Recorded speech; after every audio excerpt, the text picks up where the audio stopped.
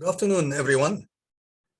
And once again, I would take pleasure in welcoming all of you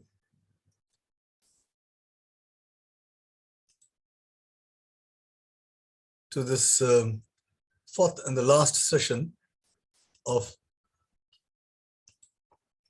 the training program for junior learners who are going to write the second round of the Mathematics Olympiad paper, which is coming up sometime soon. I can't remember exactly when, but it's within the next week or so. And I want to thank probably all of you for having stayed with us for the full period, for those 4 weeks. It goes to show that you are really interested, and all of you obviously have a very great future in mathematics, because you are tackling and attempting problems which are at a high level. That said, please make sure that you fill the register.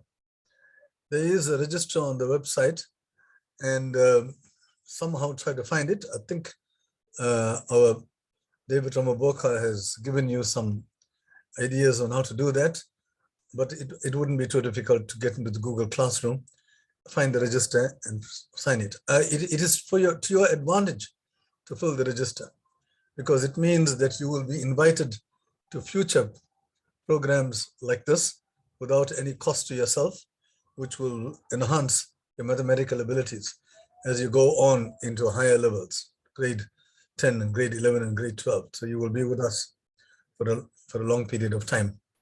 So make sure you fill in the register. It's to your advantage.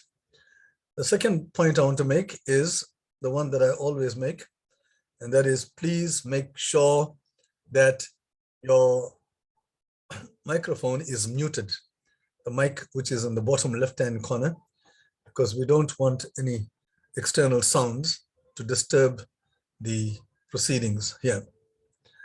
I also want to welcome my good friend, Patrick Perseverta. I think, I can't see his name here, but I'm sure he is here. He is the representative from the South African Maths Foundation, which sponsors. Yeah, I'm here, Prof. Oh, okay, very good. Hi, Patrick. Hi, how are you? I'm very well, thanks. And thanks for being Yes. here. Yeah, so that's Patrick. He is one of the project managers, and he is largely responsible for setting up these meetings. Thank you very much for that. Okay, with those few words, I think we can begin. Today, we are going to complete the 2021 paper, which I started last week. I went up to problem 24, and there was one problem left. We didn't have sufficient time to look at that. And then after we finish that last problem, we will go to 20 problem. Highly effective antivirals are still not accessible to people in low and middle countries. Low availability. Patrick, Patrick, can you just put the mic off, please? Yeah, okay, thanks. Yeah, then thereafter that we'll do the 20 and I'm going to try to see whether we can finish all 25, and that will bring this entire program to an end. When we are here, I just want to wish you all the best for your forthcoming exam, and I trust that you have learned sufficiently much to do well. And I'm sure many of you will go into the third round. So all the best. All right, so let's go straight to the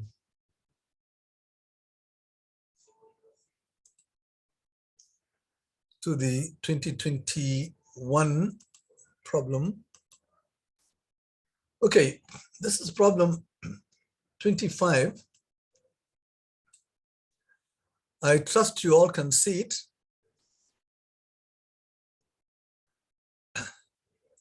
Okay, Patrick, is it visible?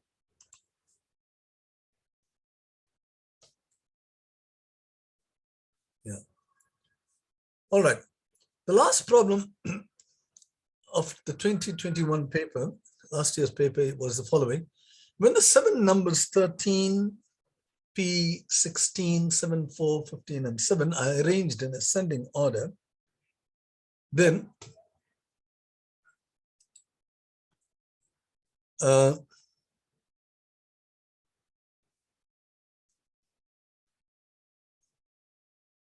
me just get my thing here in order. Just one moment.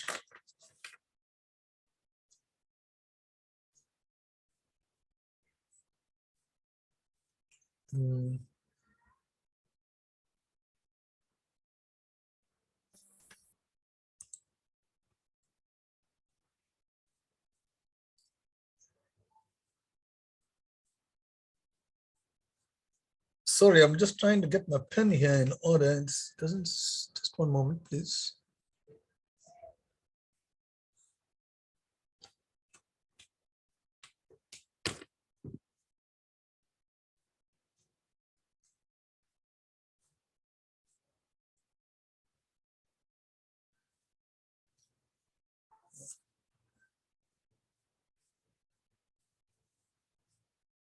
All right, I seem to be getting there somewhere. Just one moment.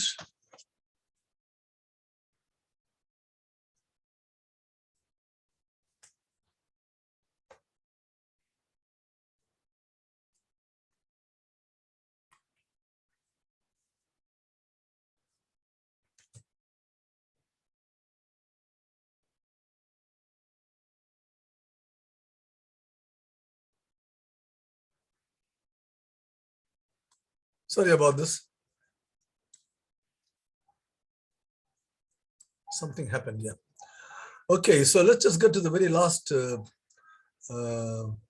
problem in this paper.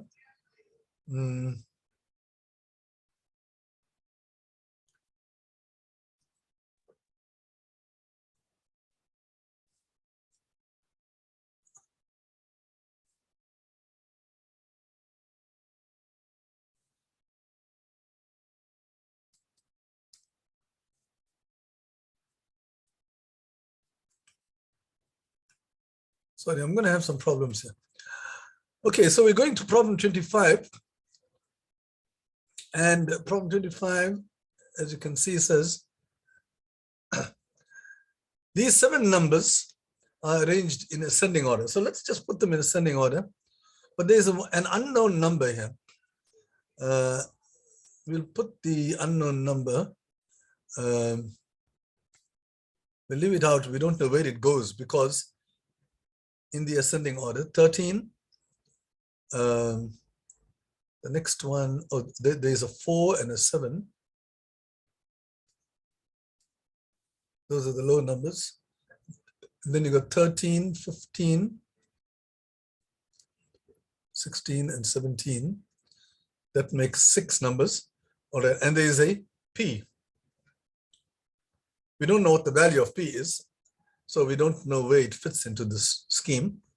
Okay, so when they arrange in ascending order, the median, the middle number, is the same as the value, as the mean, which is the average of all these 7 numbers. All right, the mean or the arithmetic mean is the average of a set of numbers, and there are 7 numbers, one of them is P. So let's just work out the average first, the mean, calculate the mean. So when you add all these numbers, you have to divide by 7.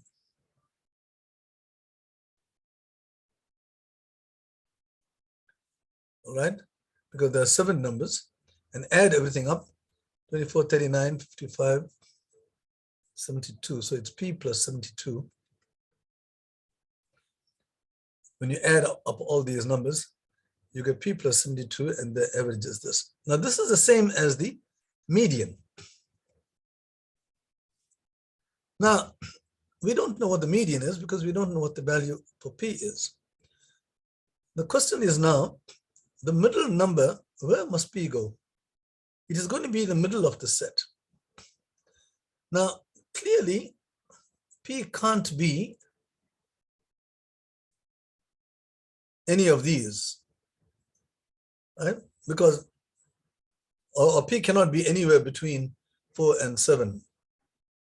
We can eliminate these as possible positions of the median, right? So median is somewhere here. It can't be here in between 4 and 7. And likewise, it can't be between 7 and 13 because it's the middle number and you've got too many numbers on the other side. So it's quite possible P is going to be one of these numbers, right? And likewise, it can't be between 15 and 16. You'll have a problem there as well, because then there will be 4 numbers to the left and only 2 numbers to the right. So when you think about what the meaning of the median is, the only possible values for P are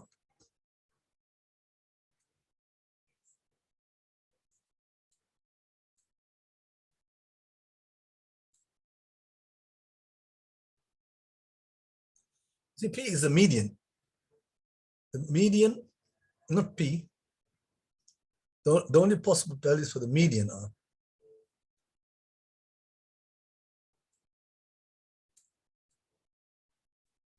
are 13, 14, or 15.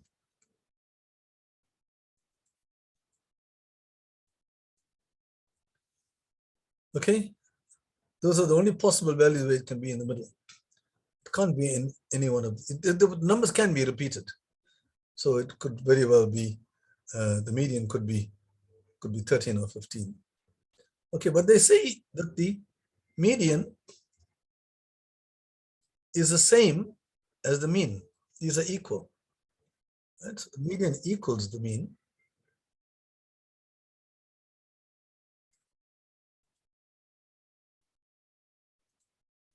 So therefore, the mean we already saw was P plus 72 over 7. And there are 3 possible values for the median. So it could be 13 or 14 or 15. Right? Okay, now remember the median is right in the middle of all these 7 numbers. Okay, now we take each one of them and see what the value of P is, because then you have an equation. Because there's only one unknown. If it's equal to 13, you can calculate P. I can see that in this case here, I get 19. I'm going to do that quickly. You can check it out. I'm doing it rapidly in my head. And you got P, if P plus 72, yeah, in this case, P is equal to 19 if this is 13, or if this is equal to 14, then you have, I think you have 26, or if it's equal to 15, then you have 33.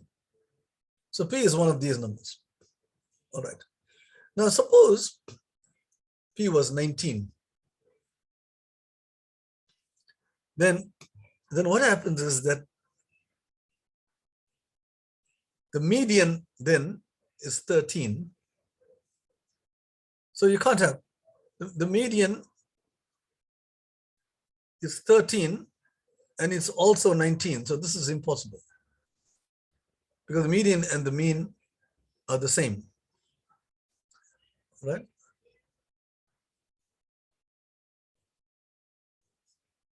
Okay, so if P is 19, then P goes up here, you see, right? 19, and in that case, the median is 15. But we just said that the median is 13, so that's not possible. So likewise, you can eliminate 14, right? Because if the median, which is equal to the mean, if it's equal to 14, then the value of P is 26. And again, it's on this side. And in that case, the middle number is 15. So you can't have the 14 and 15 to be, both of them to be the median. Okay. And if you check it out here, you will see that it works. So the answer is, right, if P is equal to 15, P plus 72 is equal to 15, then you see that the median and the mean are the same, and there the value for P is 33. So if you take P to be 33, the median is 15, and when you calculate the average with P equal to 33, you'll see 33 plus 72, you can work it out mentally. 33 plus 72 is 105, and 105 divided by 7 is 15. And there you can see the median is 15. So the answer, the question is, what is the value for P? The answer is 33. It's a tricky question, which asks you to understand exactly what you mean by the median and the mean. See? So remember, the median is the middle number, and the mean is the average, right? And they need not be the same. In this particular problem, they say they are the same, and they ask you to calculate the value of P. Okay, so that is takes care of problem number 25. And at the same time, it takes care of the 2021 paper, so that we can go straight away to the first problem of 2021. Now, because of time constraints, you will see that this one here, we are saying selected problems from the 2020 round 2 junior paper. The ones which are trivial, I'm not going to tackle. It's a waste of time, because you, by now, after in the fourth week, you should be able to work out those very easy problems. Problem 4 is the first non-trivial problem. Now let's have a look at that one. 3 isosceles triangles are put together to create a large isosceles triangle. Now, so you got, this is an isosceles triangle. You can see it is said that these two sides are the same, isosceles, and this is also isosceles. You can see these two are the equal, and the third one is isosceles. Now, these 3 isosceles triangles, they are put together to create a larger triangle. They ask you to calculate the value of x, right? This is not very difficult as well. I'm going to go through this thing quite briskly. This is given, this angle 20 is given. So since these two are equal, that angle there is also 20, because these are equal. So the angles opposite these equal sides, the angle opposite that is 20, and this other equal, the angle opposite that is 20. So these two angles are 20, right? And then once you got these two, then you can calculate this one here, because you got an external angle, exterior angle of a triangle. And there's a theorem which says that an exterior angle of a triangle is equal to the sum of the interior opposite angles, right? What I call the flag theorem. What I call the flag theorem. You have a flag somewhere.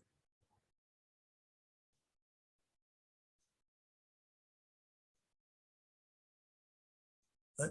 So the two angles, the corner angles of the flag, when you add them, you will get the one on the other side. So this is, so those two, when you add them, you're going to get the angle, which is here. Right? But these are isosceles. This triangle is isosceles. So this is also 40. But now, once you got two angles of this triangle, then the third angle can be calculated straight away by adding the two. It gives you 80, and subtracting it from 180, and the angle is 100 degrees. Okay. Turns out that this triangle has got nothing to do with the problem. Even if you write it, I'm not sure why these people put this triangle here. Maybe just to make things complicated. But that triangle doesn't feature in the solution of the problem. The value of x is 100 degrees. Okay, now to get on to the next problem. Oh, so it's problem 7. So 5 and 6 are evidently not very difficult problems. Let's go to problem 7. A wheel turns at a constant rate of 50 revolutions per minute.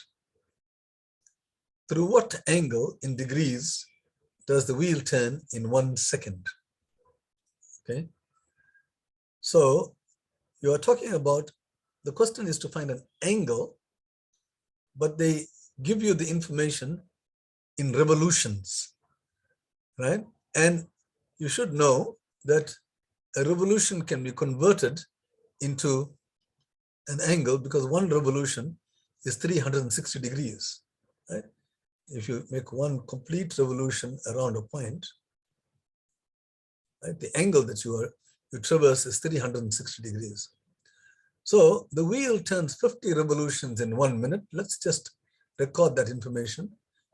In 1 minute, right, it travels 50 revolutions. Convert that to degrees, you'll get 50 times 360 degrees. Don't calculate it. Right? We'll do the calculations at the end. Right? You don't have any calculator, so just leave everything intact and then we'll do the calculation. So they ask you, through what angle in degrees does the wheel turn in 1 second? In 1 second. And this is 60 seconds. 1 minute is 60 seconds. So let's just convert that to seconds. So in 60 seconds, it travels 50 times 360 in 60. So in 1, it'll have to be that divided by 60. Right? And now you can see 60 goes exactly into 360. I always like to convert everything to fractions because you can cancel, you see. 60 goes into 360 6 times. So the answer is 50 times 6. 50 times 6, we know, is 300, and that is in degrees. So the answer is, in 1 second, it travels through 300 degrees. Right? Okay, so the idea is you have to convert revolutions to degrees, and you have to convert minutes to seconds so that you can solve the problem.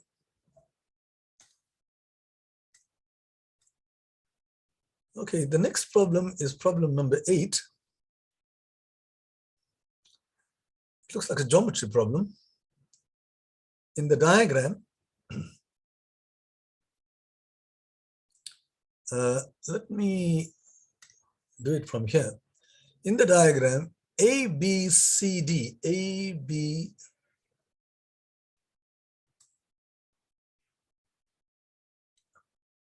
A, B, C, D. And so this figure here is a square. Okay, as you can see, with side lengths of 4 centimeters. So the sides of the square, as I've told you many times, you always record the information on your diagram as you go along. So we record that this side is 4, and this one here is 4 also. I don't have space to put it, so I just leave it there. But that one is certainly 4. Okay. Now Q is the midpoint of CD. So Q is the midpoint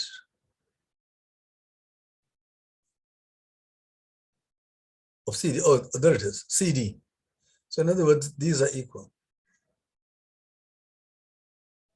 Right. Then you have that ABCD is reflected across the line AQ. Now there's AQ.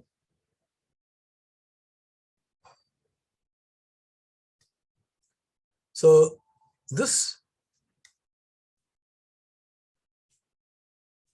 let's take that in red.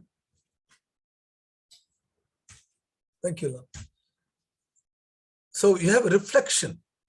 In other words, this thing here looks like a mirror. This red line is a mirror, and all these things, they are looking at themselves in this mirror, and you are seeing where it is. A, B, C, D. So B becomes B prime, right? C becomes C prime, and D becomes D prime. When you look directly into a mirror, the from there to there is the same as the distance from there to there.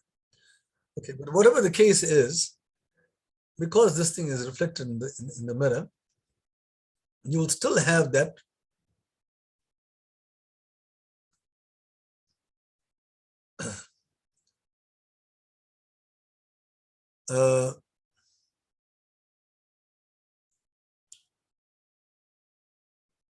C prime is reflected across this to get D prime. So you will have that these are equal. They'll be equal to this, right? Because this is still the midpoint of CD, and Q will be the midpoint of C prime, D prime. This original square is exactly the same as this new square. Right? Just a reflection. It's just twisted around a little bit, but all the dimensions are the same. So if Q is the midpoint of CD, it's also the midpoint of this, and which means that, so since this new square is the same as the old square, all the sides will still be 4 for this new square, just a reflection. And if this is the midpoint, that means this is 2 here and this is 2 here. I haven't even seen the question. I'm just analyzing the given information and trying to get as much information as possible from the given information, right? And then go to the question. Right, now they say, determine the area in square centimeters of the quadrilateral ADQD prime. ADQD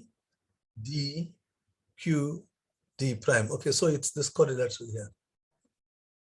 You want to know what is the area of this quadrilateral? Okay.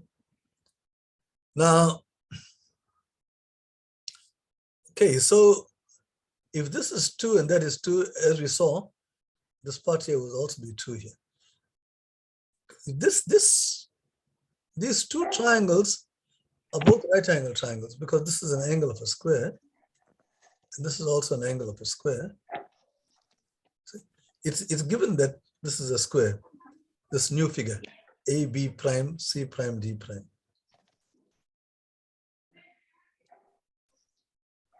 Okay. Now, the person whose name is A, would you please stop? I just want to make a point here. Use the chat column for the purposes it is intended. And the main purpose is to write down any questions you have, which I will discuss at the end of the session. This one gentleman called A is trying to show how clever he is, and he's writing down some complicated thing here. The same guy disturbed this class at some other time. I'm going to remove him if he continues to do that. So please make sure you don't use the chat column, don't abuse it, okay? Because I would remove you from the class. Sorry I have to be hard like that because these people are disturbing us. Okay, let's get back to this. So this quadrilateral, it consists of 2 pieces. Both of them are right angle triangles. And the area of each of the right triangles can be easily found because you know the sides. So half base times height of this triangle, the base is 2. So half of that 2 is 1 times the height is 4. And the left-hand triangle has got the same as the right-hand triangle. So you simply have to multiply that by 2 or double it to get in square centimeters to find the area of this quadrilateral. This quadrilateral is made up of 2 right angle triangles, so you can calculate the area very quickly. Okay. So let's go on to the next problem.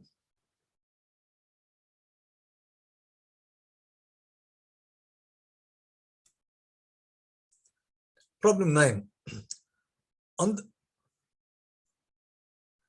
the island of, well, some name,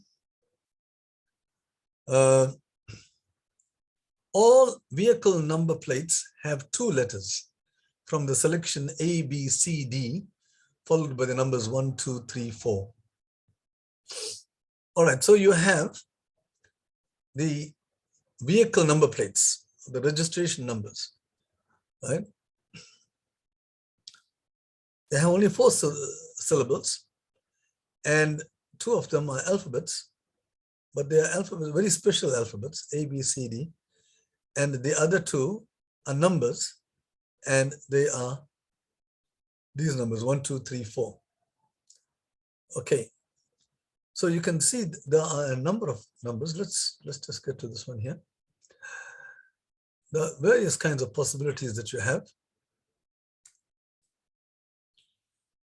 The question is, how many number plates contain both a single A, 1A, and an odd number? Right.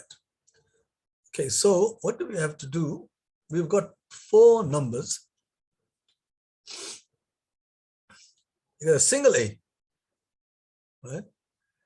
So the first 2 numbers can be A. You can't have AA, but you can have AB, AC, AD, because you want only 1 A, right? So your alphabets could be that, but then it can also be, if you flick them around, you can have this as well. BA, CA, and DA. All right, so these, if you got a single A, these are the only possibilities, right? Now, each of these is accompanied by 2 numbers chosen from here. But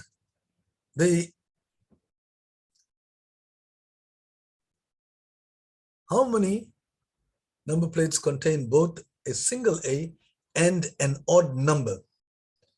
So you want an odd number.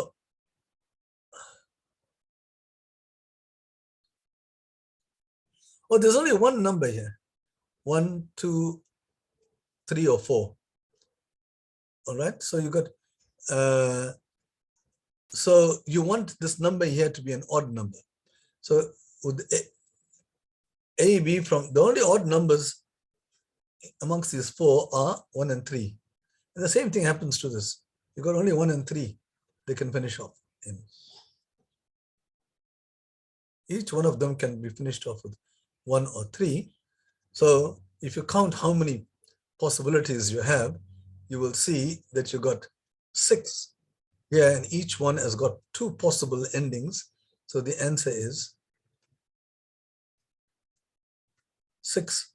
There are 6 possible letters, and you can finish off in only 2 possible ways. So it's 12. If you count all these, the number of endings here, you'll see there are 12 of them. But the reason for that is that there are 6 pairs of 2. That's how we got 6 times 2. And where did the 6 come from? Because you want to choose 2 letters from A, B, C, D. But with only, it must have 1 A. And there's one other letter that can be chosen. Okay, so that answers the problem. You can count these and you don't have to have any advanced theory for that. Okay. So let's get on to the next problem. This is problem number 10.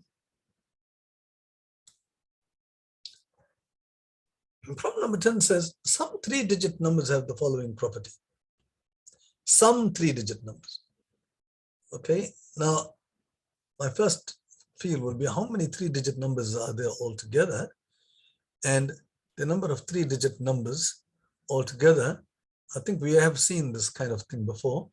It will start from 100 and go all the way to 999. Those are the only 3-digit numbers, and the number of such numbers, as we mentioned at some other time, is 999, not minus 100, but 999 minus 99, the one just before that. So there are 900 such numbers altogether. But we are interested in only some of those 3 digits. So what are these numbers? If you remove the first digit and the remaining, then the remaining 2-digit number is a perfect square. And if you remove the last digit, The remaining two-digit number is also a perfect square. And the question is, what is the largest such number? Okay, that's interesting. You got a three-digit number. So what I normally do in cases like this is, let's put a little block here like this. Oh, sorry.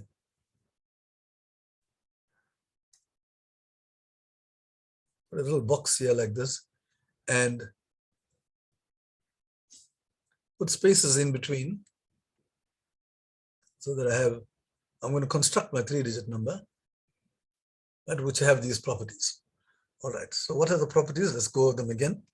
If you remove the first digit, so let's ignore the first digit. So these remaining the remaining two-digit number, that means this two-digit number, is a perfect square. Okay, so this two-digit number, it can be any one of these. So what are the perfect squares? Okay, let me just look at this. If you remove the last digit, the remaining two-digit number is also a perfect square. So let's just look at that. Look at this part here. You will see just now why I'm looking at that. The reason is, what is the largest such three-digit number? So I want the largest two-digit square to fit inside here. It will be pointless in putting like 16, for instance, because we are looking for the largest number altogether. The largest two-digit square is, the squares are 16, 4, 9, 16, 25, and so on. But the largest one is 9 times 9, 81. And thereafter, you're going to get 100. Okay, now that will be a three-digit number. So it has to be a two-digit number. Okay, so the number that goes in front is obviously 81. Okay. And now, but then this part here is a perfect square. So the question now is, which perfect square starts with 1? And immediately you can see there's only one number, right, which is a square number, and that is 16, 4 times 4. So these numbers are square numbers, 9 times 9, or 7 times 7, or 4 times 4, or whatever. So the thing about this question is that you have to look at the second part first, because you're looking for the largest such three-digit number. And therefore, it has to be 81 in the front. So that's the answer. The answer is 816. That is the largest three-digit number which has these properties. Okay, so let's just go on to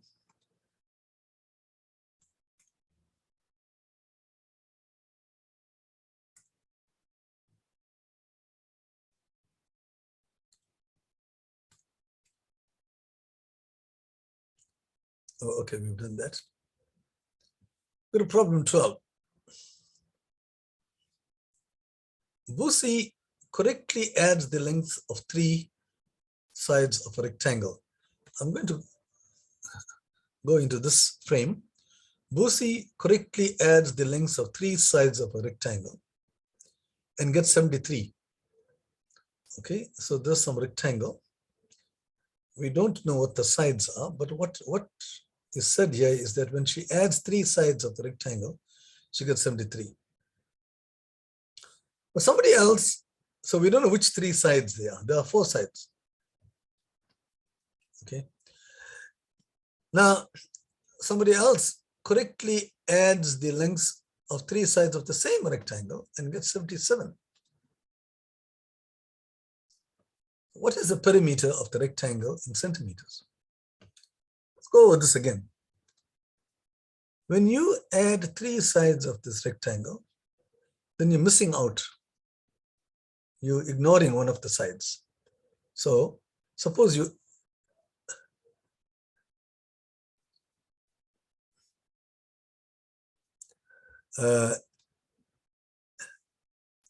now you get 73 in the one case, and you do the same thing. You ignore another side in the other case, and you get 77.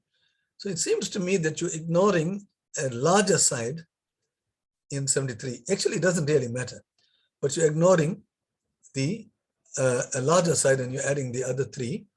So let's see what happens here. The B is ignored, and when you add the other 3, you get A plus B, and that gives you 73. Let me go back to my black. So this gives you 2A plus B is equal to 73. Okay, now that's an equation, right? In 2 unknowns, A and B. So evidently we need to find these 2 unknowns, because the question is, what is the perimeter of the rectangle? So what do we need to do? Right? It's always nice to check to see what we need to calculate. The perimeter of this rectangle is, so the goal is what? To calculate 2A plus 2B. That's the perimeter. A plus B plus B.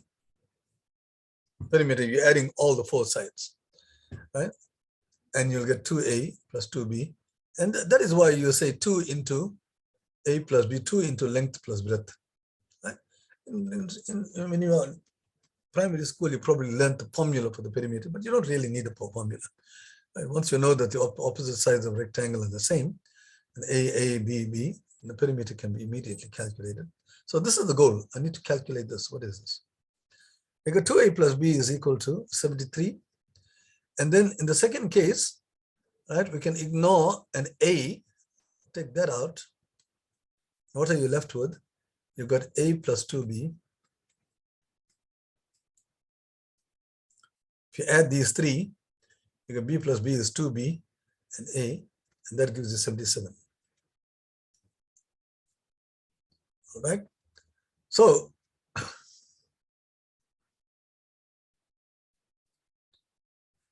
we need to calculate 2 into A plus B. So now from here, now you got 2 equations in 2 unknowns. When you got 2 equations in 2 unknowns, you can always solve. Right? Now there are ways of doing it, but for me, the easiest way, in fact, this method I'm about to show you, you can solve a lot of equations if you use this method. Now listen carefully. The easiest way to solve, whether it's 2 equations or 3 equations, whatever, is to get rid of one of the unknowns. Get rid of them. If you get rid of one of the unknowns, then you have just one unknown to deal with, and we already know how to solve an equation with one unknown, right? That you learn, I think, in grade 7, and some of you in grade 6 will know how to do that. So how do you get rid of an unknown?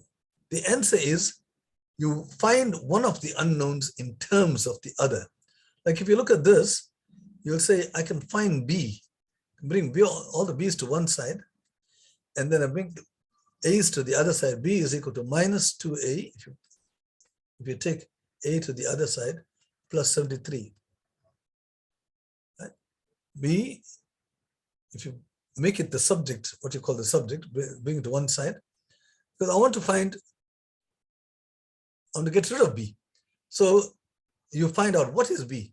Now here, you say B is in terms of A because there's an A here. Right? Now, the nice thing about this is that wherever you see B, you can put this stuff here. And that way the B disappears. So you have to do that in the second equation. So this equation then becomes A plus, wherever I see B, I'm going to replace this B here by what I got here, because then the B disappears. It's not there anymore. So you can make 2B. So you put a bracket here because 2 times B, and this B is a rather cumbersome object. So put that in brackets. That's A plus 2B, and that is equal to 77.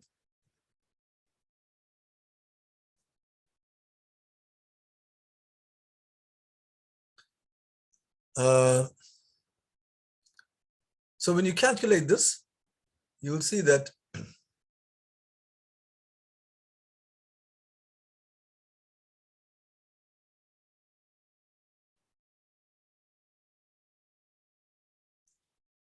You get A minus 4A plus 146 equals 77. Right? And that, if you bring all the A's to one side and change the sign, you will get 69. You can do all this. I'm not going to waste time with that. And A equals 23. So the moment you got A is equal to 23, so you got this is 23.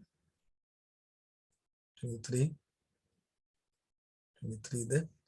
And then you can substitute 23 for A to get B now.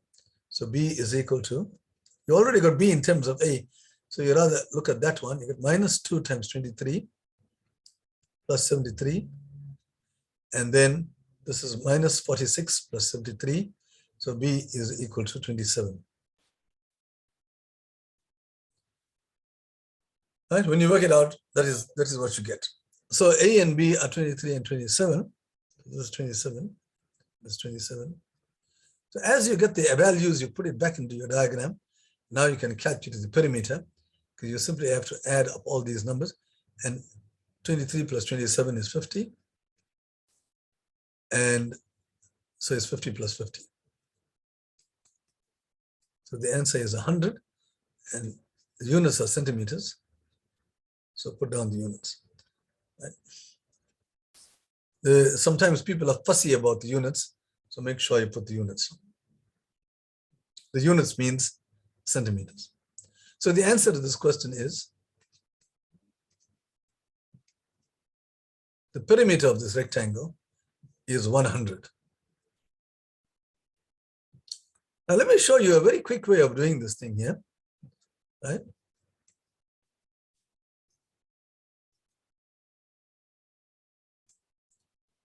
If you, this method that I gave you, it tells you how to do it. Find one of them in terms of the others, make it a subject, substitute, right? And then that unknown, there becomes only one unknown. Once you get one unknown, right? In our case, we saw that one unknown was 23. You can put that into any one of these equations, and then you can solve for the other unknown because you know what A is. So you can solve for B, right? So as I told you now, there is a very quick way of doing this thing. If you have the goal in mind, you need to work out 2A plus 2B. Why don't I just add these two? If I add these two, right? But that you have to see in advance. 2A plus A is 3A, and B plus 2B is 3B. So 3A plus 3B, this is 2 into A plus B. Right? And when I add these, I get 73 plus 77, which is 150. Right? Now, 3A plus 3B is 150. So A plus B, you divide by 3 right throughout. Right? And you'll get 50. Right? And therefore, the goal is A plus B is 50. So without even finding out what A is and what B is, we really need to know what A plus B is. So that's 2 times 50. And lo and behold, you get to your 100 in a much faster way. So that's a clever way of doing it. So it's a nice trick. Sometimes you have to sit and think a little bit and say, hey, I think I can get to the answer very quickly if I do this kind of a thing, right? But just mentally you have to say 3A plus 3B I can calculate. Therefore, I can calculate A plus B, and therefore I can calculate twice A plus B. You don't have to calculate A and B separately. All right, so that's a faster way of doing that problem. Let's get on to the next problem, which is problem 13. Here you've got a right angle triangle has an hypotenuse of length 20. So the length is 20. Of the two unknown sides, okay, these are the two unknown sides, the hypotenuse, the longest side is 20. One is 3 times longer than the other. So you can see the picture, we made it deliberately so that you can see one is 3 times longer than the other, but they are unknown. So this is a good example of giving a name to an unknown This happens very often in mathematics. We've seen it before, right? So you take some unknown and give a name to it. And once you give a name to it, a symbol to it, then you try to get an equation which involves that symbol. And once you got an equation which involves that symbol, then you can calculate that unknown, right? So in this case here, we'll give a name to the smaller one. The reason being, we know that the one is 3 times longer than the other. So if you give a name X to this is 3 times X. So this is 3X. Okay? Now, when you look at this picture here, you see Pythagoras kicks in because you've got 3 sides of a triangle, and the Pythagoras' theorem says that the square of one of the sides plus the square of the other lateral sides, we call these lateral sides, right, is equal to the square on the hypotenuse, which is 20 squared. Right? So this is from Pythagoras.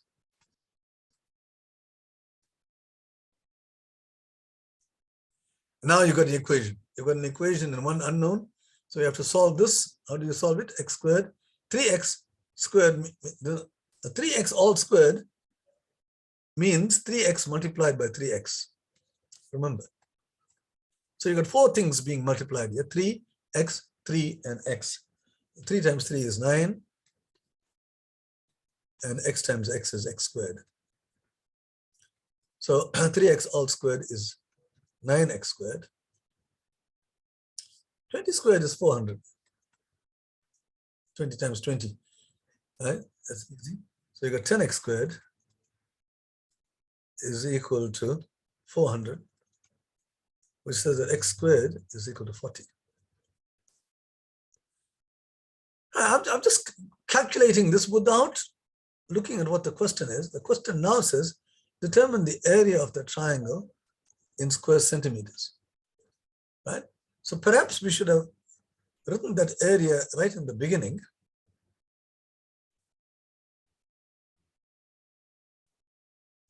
Because that's the goal. We have the 2 sides given, so it's half base times height, which is half. The base is x, and the height is 3x. So when you multiply these things together, you will have, there's a 2 at the bottom. At the top, you got x times 3x, which is 3x squared. So we need to calculate this thing here, right? What is 3x squared over 2? Well, we already got x squared, so that helps us a great deal, because we can simply substitute for x squared. So the area that we are looking for, the area of the triangle, is simply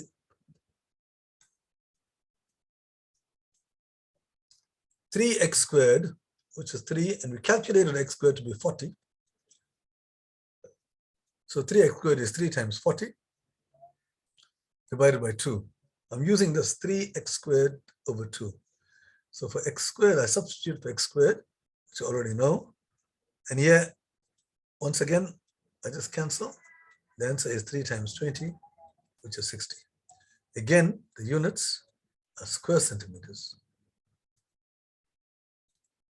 The final answer must have units in it. So how did you get 60? 2 goes into 42 times, right? So 3 times 20 over 1. Don't have to say over 1. If you're dividing by 1, it's the same number. If you're multiplying by 1 also, and ignore the ones in the product and the quotients. So 3 times 20 is 60. That's the answer to the problem. Okay. Then we go on to the next problem.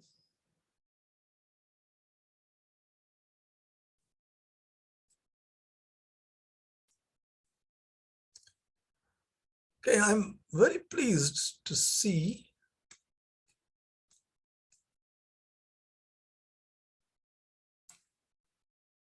quite a large number of participants today, perhaps because it's you are on the threshold of writing your paper, so you don't want to miss this last class.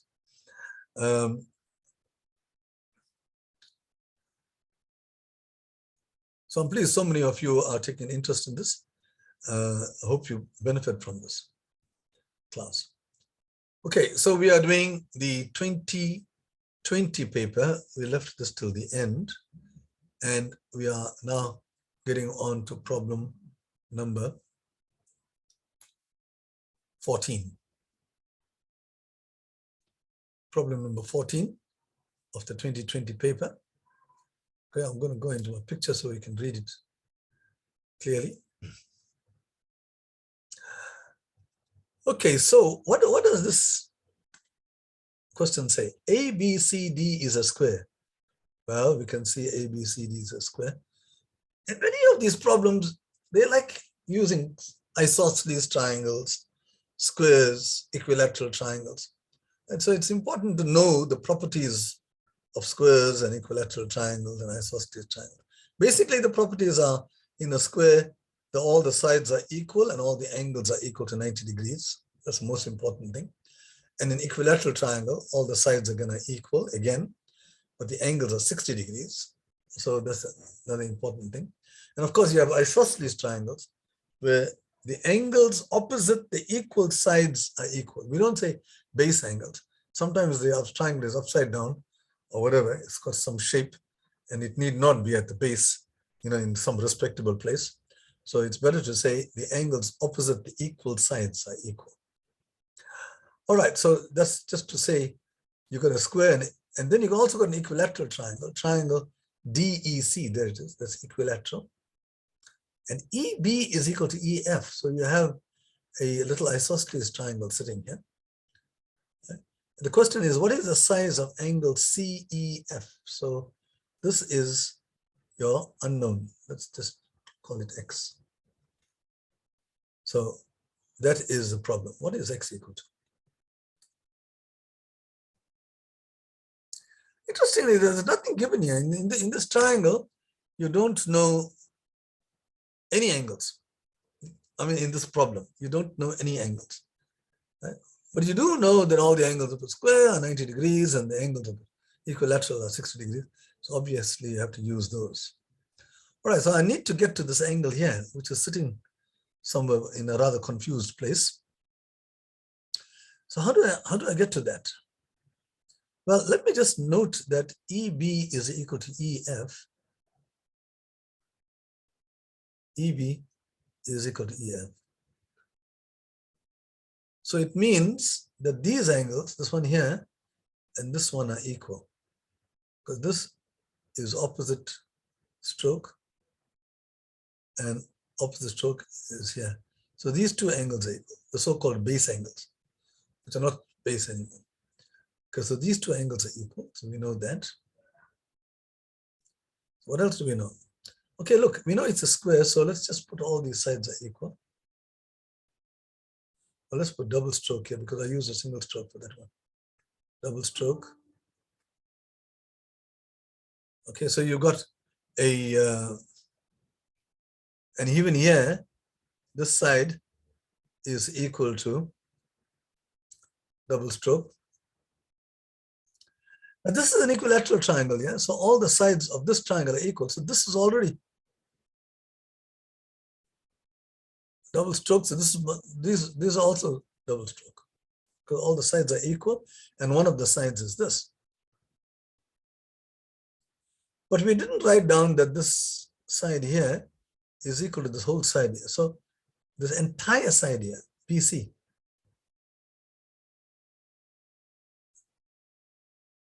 is the same as CE because it's the side of the square.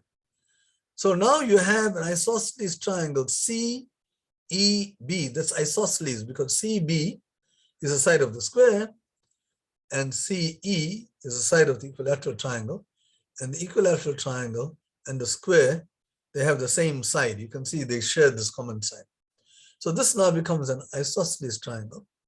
So that's going to be very useful. Okay, which means that this angle that we're looking for, this angle here, is part of this angle here. So, but that's the same as this angle. Okay, another thing which we didn't mention is this is 60 degrees here. And let's focus on this side of the whole picture. because we need to get to x. The entire angle is 90 degrees. So this must be 30. This is the angle in the equilateral triangle. The whole angle is 90 here. So you got one angle in this isosceles triangle, and that is 30, right?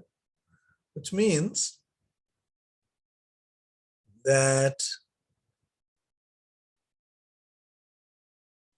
you can calculate this angle here. You can calculate that angle. What is that angle equal to? You see, if you call this y, we call that y, then y, that's a base angle, so-called base angle of this isosceles triangle. So y plus this is also y,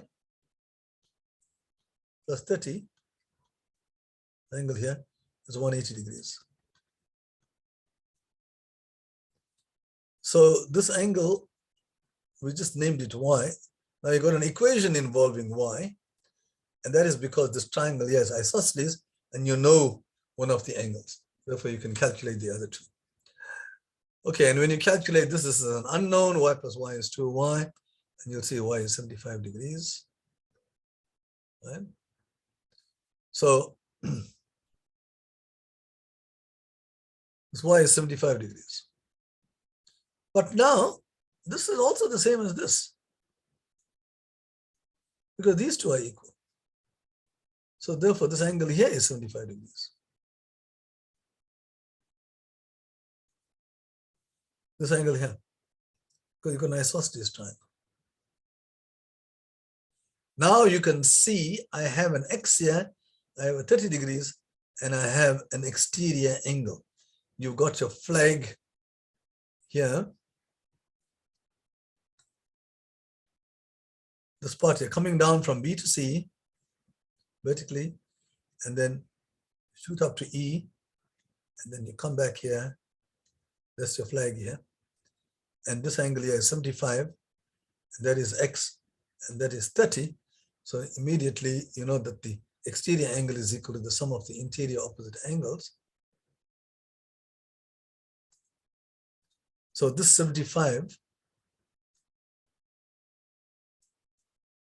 see, exterior angle of this triangle here. That's your flag. And when you add those two corners, you get x plus 30. And that's one equation with one unknown. You can solve it. 45 degrees.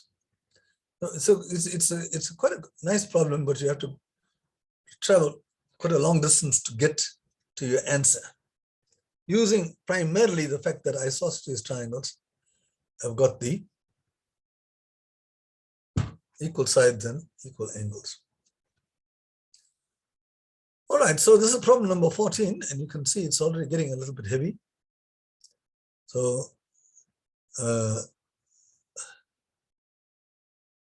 let's get to the next problem. It's problem number 15.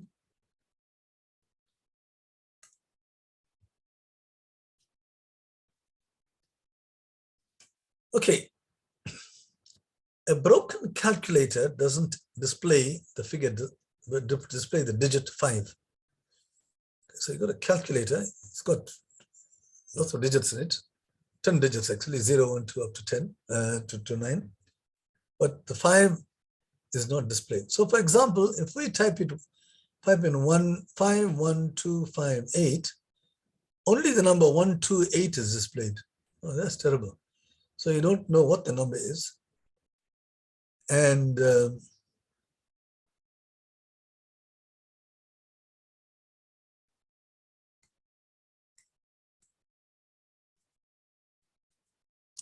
the 5s, when you see 1, 2, 8, you have no idea what that number is going to be. But all you know is that the 5s are not there anymore.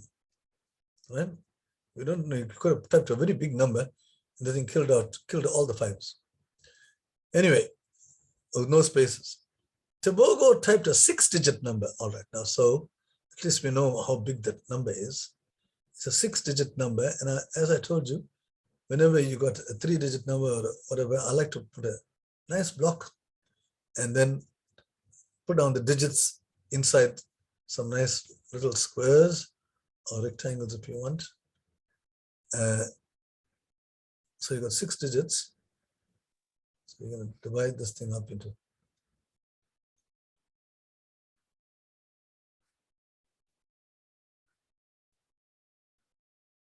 Right, so you've got a 6-digit number. It types in the 6-digit number, but only 2020 appears on the display.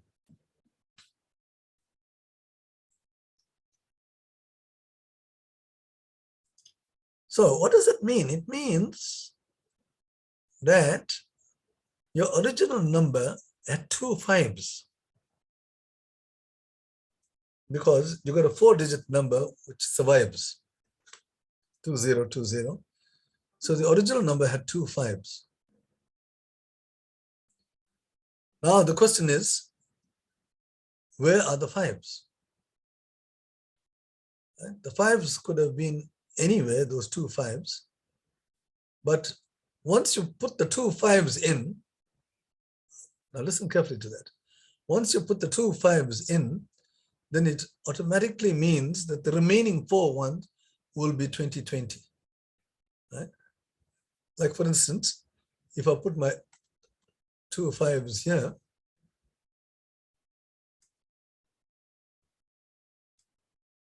oh, sorry about that. What am I doing?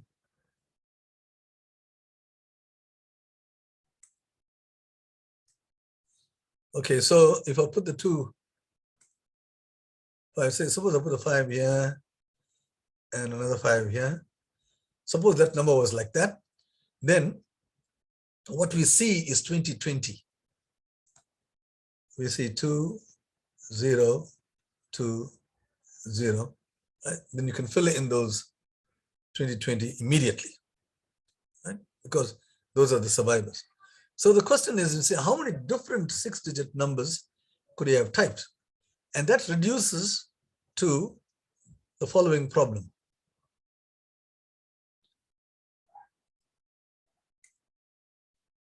Right? Now listen carefully. Instead of counting how many 6-digit numbers he typed, all we need to know is in how many ways can you put 2 5s inside these 6 spaces. See, I chose this particular pair of 2 5s, and we've got the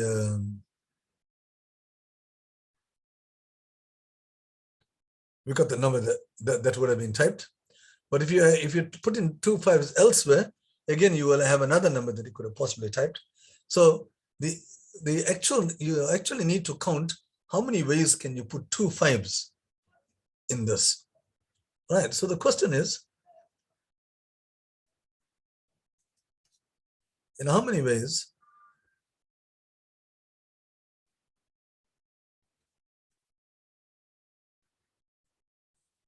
can, I'll rephrase it, can 2 boxes be chosen from 6?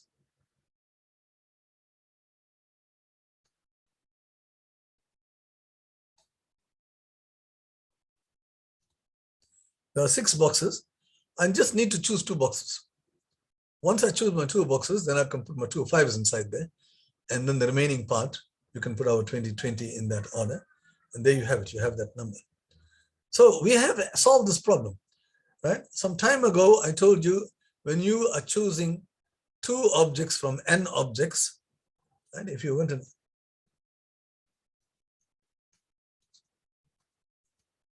if you studied that particular problem, which I expect you to do, if you had n objects and you choose 2 objects from n objects, the number of ways you can do that is n into n minus 1 over 2. I'm not going to do this all over again, because I did it some other time. So in this case here, when you're choosing 2 boxes from 6 boxes, it is 6 times 5 divided by 2. So the number of ways you can choose 2 boxes from 6 is 6 times 5 over 2, and that is 15, because 2 goes into 6 3 times, And 3 times 5 is 15. Okay. So the answer to this question is 15 because it's the same as, the important thing is, instead of counting how many times 2020 appears, you ask yourself how many times do 2 5s appear? And to answer that question, you need to choose 2 5s. You have to put 2 5s into 6 boxes. So you have to choose those 2 boxes first to put those 5s, and that question we know that we have already answered. But if you didn't like that, you could have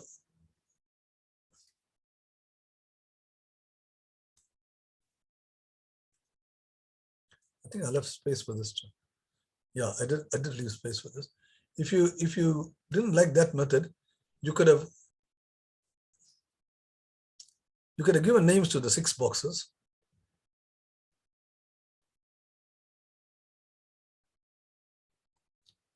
You could have given names to the 6 blocks, which were empty in the beginning. We could have called it A, B, C, D, E.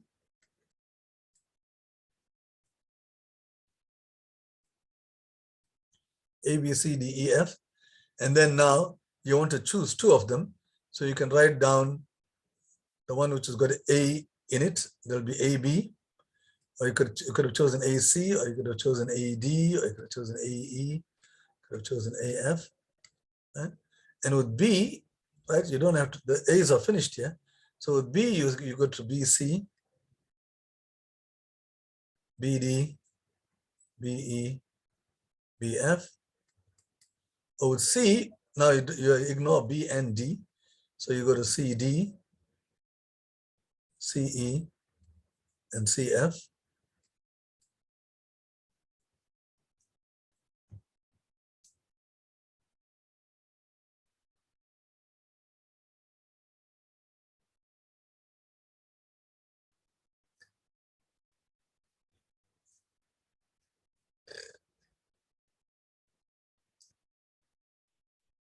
You have DE and DF, and you have EF. Right? So we've done everything. So you got 1 plus, what is this? Oh, DE and DF.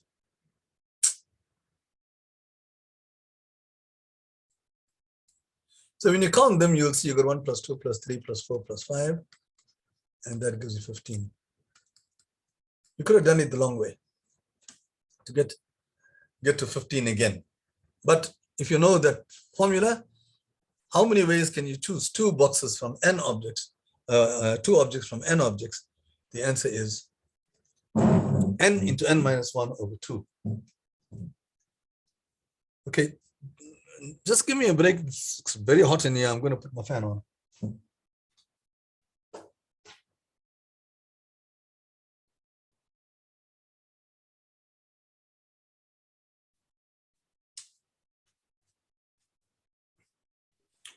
Oh God, it's going to take too long, so I'll just stew.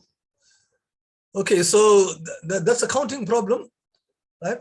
Please note what I said there, because it's very often that particular problem occurs. So you don't have to do a thing like this. You can get the answer very quickly. So let's just clear all the drawings and get to the next problem. It took a fairly long time to solve that problem. Okay, so the next problem is this one.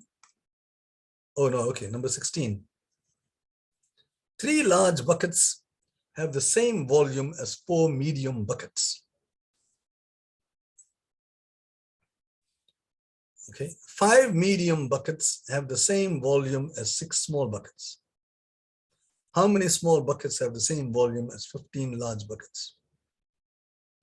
Okay, so let's just, you can see they say have the same volume.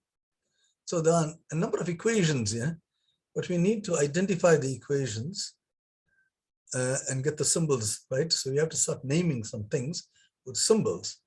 So 3 large buckets have the same volume as 4 medium buckets. So there are, you got the large buckets, and you got the medium buckets, and you get the small buckets.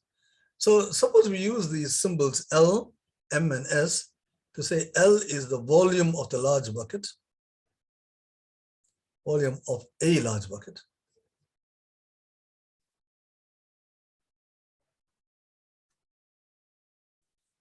And so on. M is the volume of the medium bucket. And S is the volume of the small bucket. So once we have those names in place, then now we got three unknowns. Because the question is, let's do it piecemeal. 3 large buckets have the same volume as 4 medium buckets. So it means that the total volume of 3 large buckets is 3 times L. Each bucket has got volume L. So 3 large is the same as 4 medium. So when you name things, then you get equations, right? And now you got one equation. So I've taken care of the first one, the first piece of information. The next piece of information says that 5 medium buckets have the same volume as 6 small buckets. So 5 medium buckets has got the same volume as 6 small buckets, right? So that's the second thing. And the question is, how many small buckets have the same volume as 15 large? So you want 15 large buckets. You want to know how many small buckets have got the same. So there is an unknown number here, and you're going to have an S here, right? So 15 large buckets is equal to how many S's?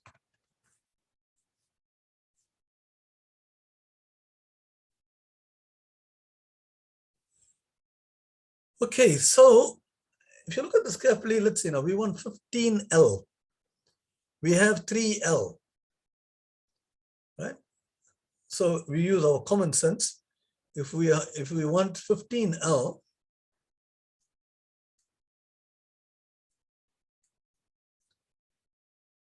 (3L) is 4 times M.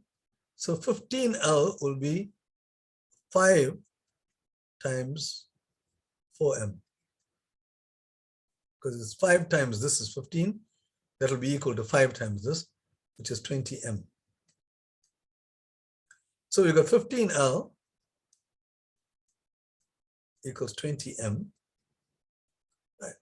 Now, we want to get to S. Don't interfere with the 15L. Keep it there because we want to see how many S's are there.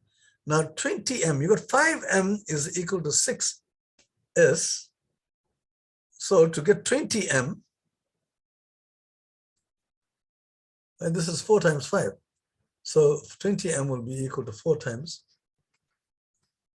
6S. So that's 24S. So that's the answer. 15 large buckets is equal to 24 small buckets. So how many small buckets do you have? The answer is 24.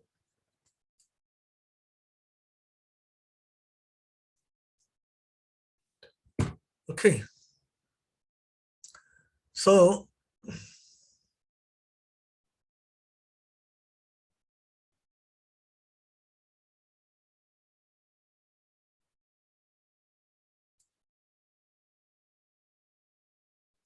let's get on to the next problem.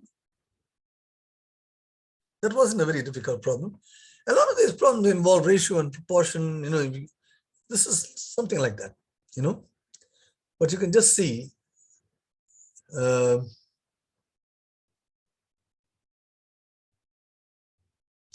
when I say ratio and proportion, what I mean is to get to 24, I could have done it like this, watch. Or I could use proportion.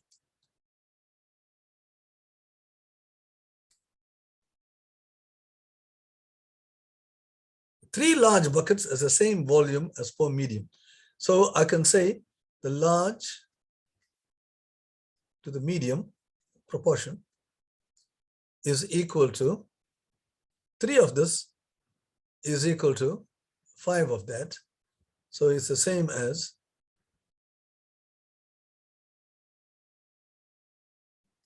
the same as 3L. It's a 3M.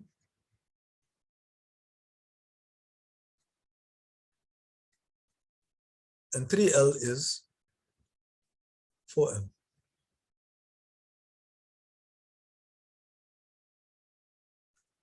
Is to 3M. And you land up with 4 is to 3. So you can see I didn't need the M at all because 3 of the large ones is the same as 4 medium. It means that the ratio of L is to M, L has got more. And it'll be 4 is to 3. In the same way, if you take 5 medium buckets to the small ones, right? The medium has got more, 5, 6, so that'll be 6 is to 5. Right? 5 medium is the same as 6 small. Right? And then we want what L is to S is, and so you can work it out. You want 15 L, so then you can do it like this. All right, but I'm just telling you how you can do this. Let's not waste much more time on this, but you can try it in this way, just using proportions, and you will come to the same answer. All right, go and think about that because that's taking time. Let's get to the next problem.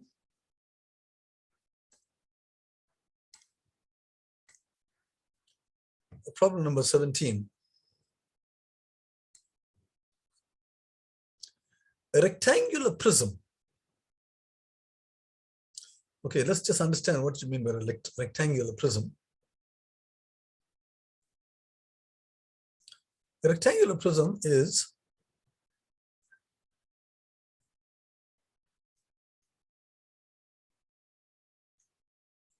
something like this. It's like a box. Any box is a rectangular prism.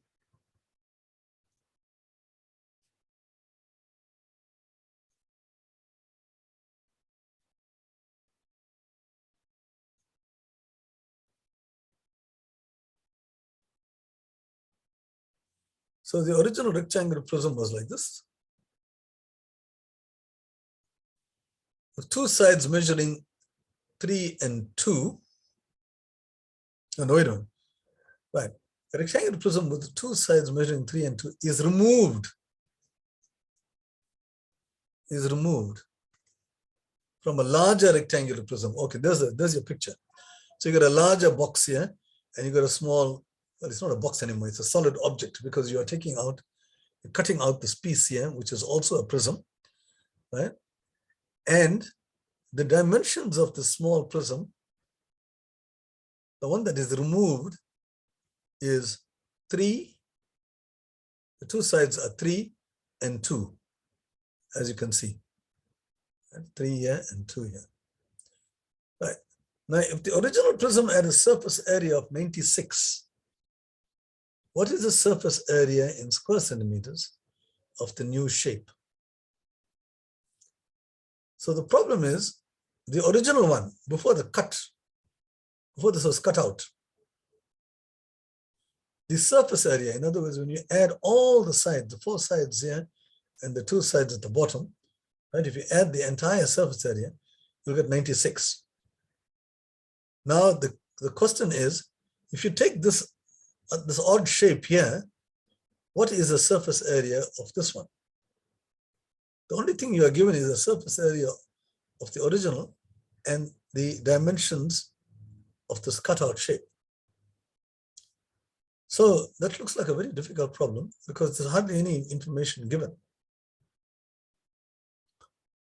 All right, so you must listen carefully here because this is not totally easy.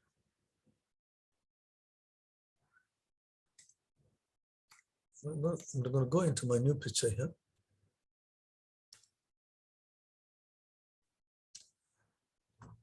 All right, now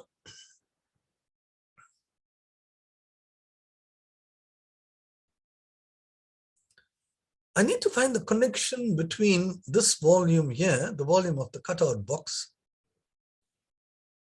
the surface area of the new shape. The surface area of the new shape consists of the top part there, this part here.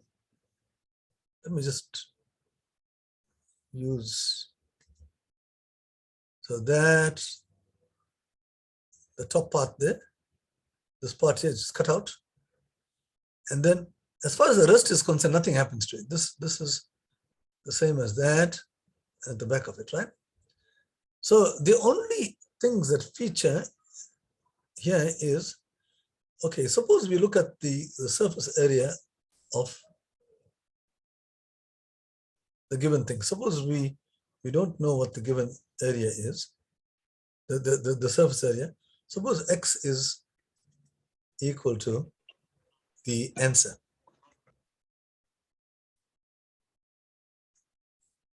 In other words, that is the area of the shape on the left, surface area.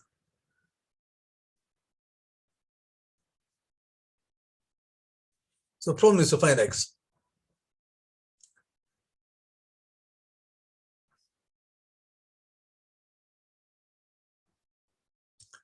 Okay, let's just write down what is the area of, so the area of now wait a minute. I think what we will do is X, all right.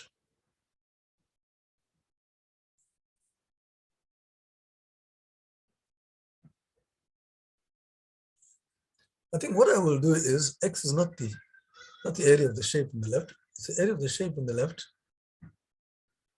Right?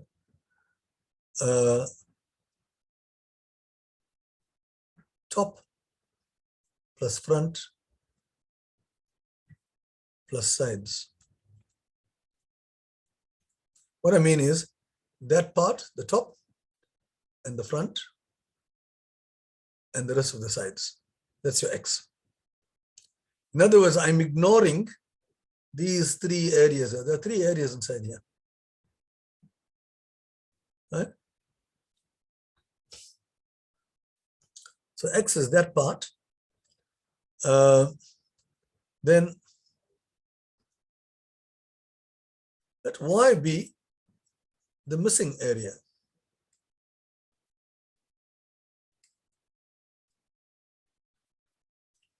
And that is equal to this area here, which is the area of a rectangle, that is 6.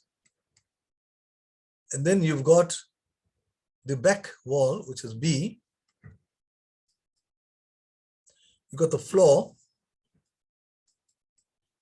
And then you also got on this side here, which we can't see, but that will be the same as the 6. This side will have the same as this part which you can't see. So that is A plus B plus 12. So this is the missing area. So what do we need to do? We need to calculate. So what is,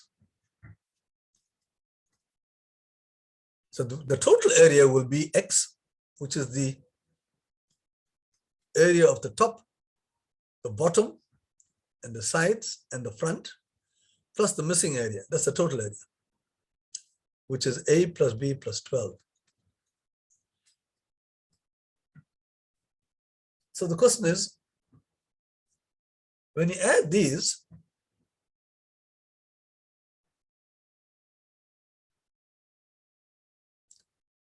so that is the question. Right? So how are you going to do it? You got so many unknowns.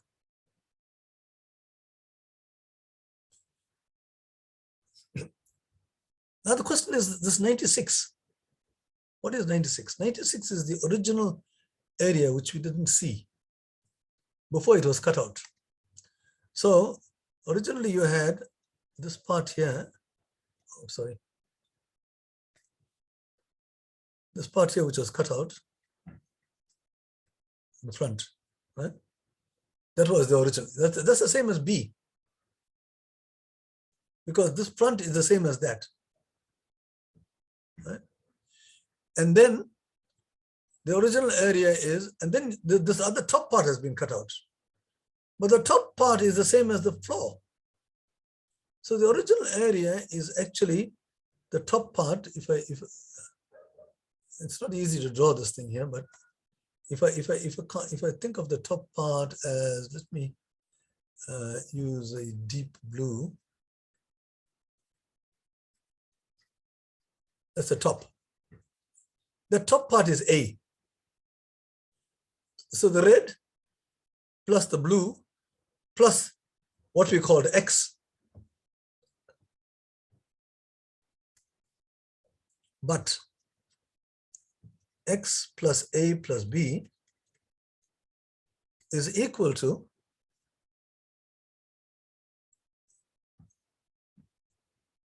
the part which we had originally, the area of the shape, the front, the top, and the sides, plus the missing part here, which is A, and B, which is the top part. That is the surface area of the original prism. This is the difficult part of the surface area of original prism. And that is given as 96. This part here, this rather cumbersome looking object here, that answer is 96, which is very nice, because we didn't need to know what X or A or B is, but we know that if you add these three, you're going to get the area of the original prism, right? The part that we see here we call X, and the front part and the top part, which is the same as the back part and the bottom part. That's your front, and the top is the same as the back and the bottom. Okay, so therefore the answer is, that's what we're looking for. This is the area that we're looking for, right? It's 96 plus 12.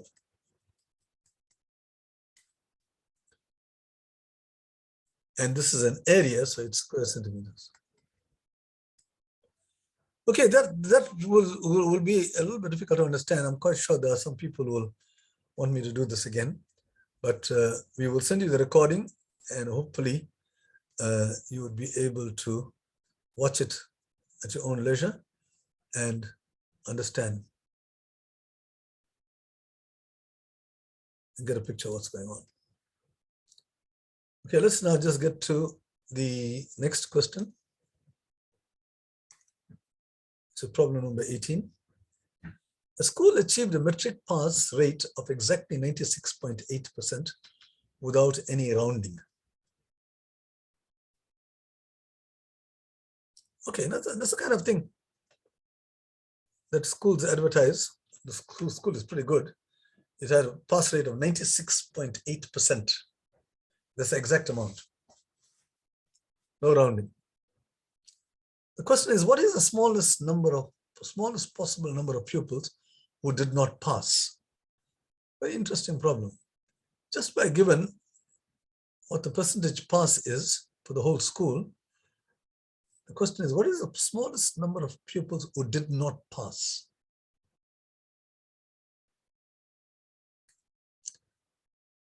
Okay. The way to do this is say, well, 96.8%, how did you get 96.8%? You divided the number passed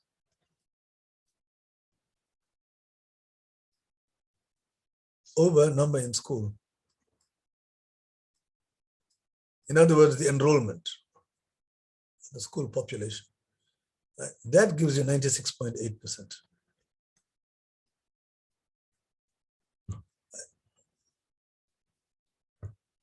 So it's a fraction. You calculate a fraction and you convert that into percentages. Now let's convert this percentage into a fraction. What will that be? That will be 968 over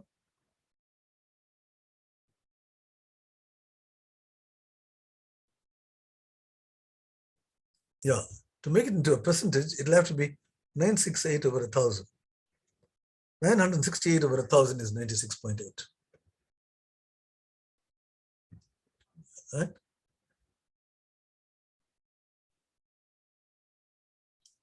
So now it looks as if there were 1,000 pupils in the school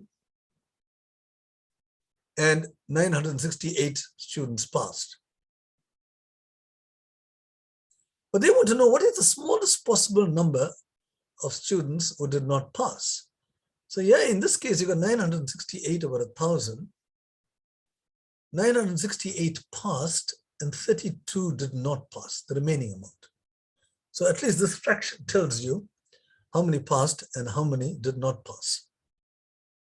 Because the total population of the school is 1,000. So 968 passed. So it's a question of understanding where this 96.8 came from. The way to calculate that is you work out how many passed over the total number of the school, and you get that percentage. But they want the smallest possible number. Now, there are many ways of writing this fraction. The same percentage you could have got, you can see this can be simplified. See, 4 goes into both of them, for instance. In fact, 8 goes into both of them. And if you simplify, you get 121 over 125. If you simplify this, the equivalent fraction, to make it into a fraction where you cannot simplify any further, you get this. So this will give you the lowest because you can't simplify any further. You see, you have 32 failing here, same fraction. And here you only got 4 people failing. Right? But you get the same fraction. And you cannot make this thing any smaller. So, because this thing here cannot, there are no common factors. So the answer is 125 minus 121 is 4. See? If you cancel, if you made it cancel only the 2's, you would have got 484 over 500.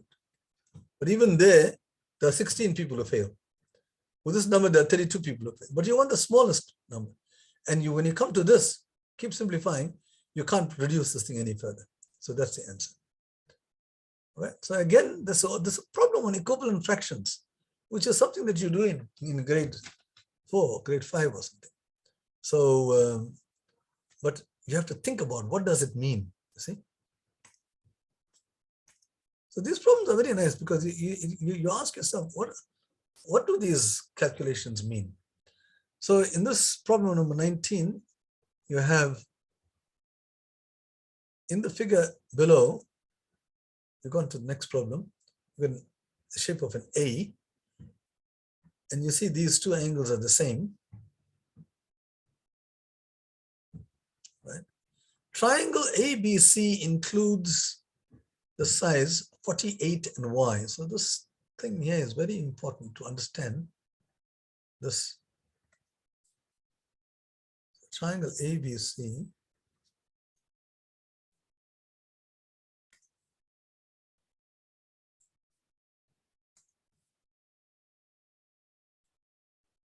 that triangle, it includes the sizes 48 and Y. So in these 3 angles here, right, some are 48 and some are Y.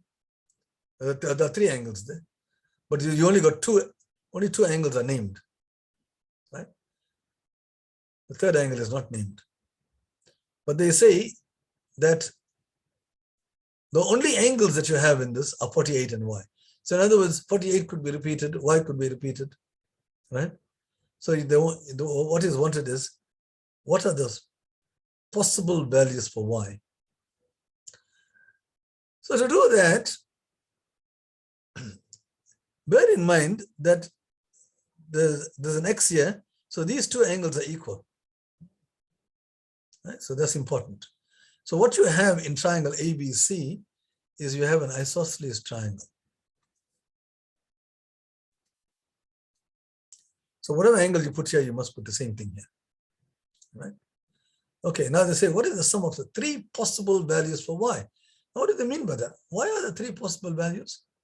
So let's look at all the different scenarios, right, which I have done.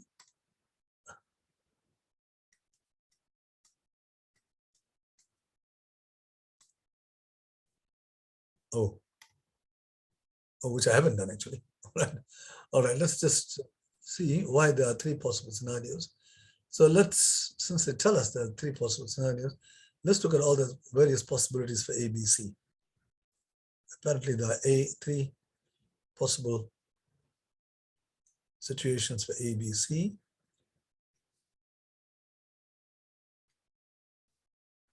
Remember, they say ABC, the only angles in ABC are 48 and Y, right? So, but there are you could have two 48s, you could have two Ys, because it's isosceles, you see? We know it's isosceles. So let's just take all the possible scenarios. So I could have had 48, Y.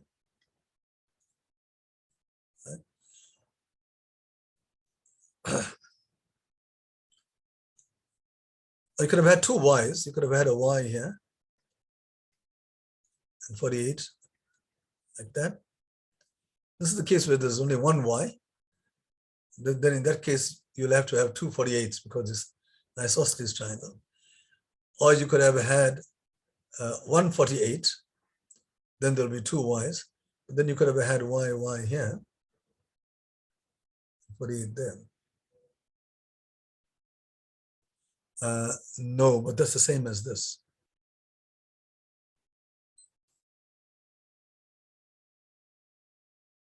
No, it isn't the same as that. Okay, bearing in mind that these are equal.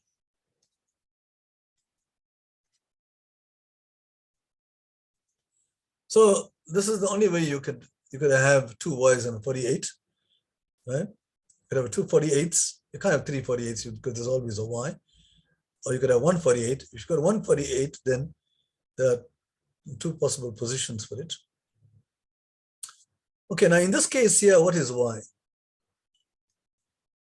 You got Y, 96 and the Y is 84 here. Calculate Y. In this case, Y is equal to 48 because these angles are the same. And here, you got 2Y plus 48 is 180 degrees. So when you calculate Y here, you'll get 66. Because 132 plus 48 is 180. So Y is one half of 132. So these are the three possible values for Y. And the sum, you simply have to add all these things and you get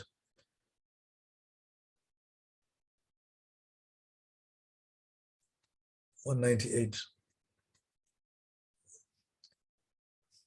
That doesn't look very familiar to me, but I don't know, just check this. Okay.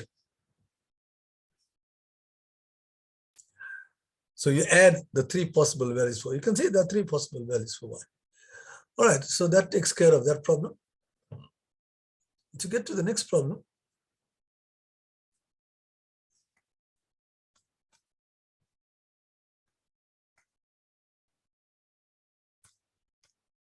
problem number 20.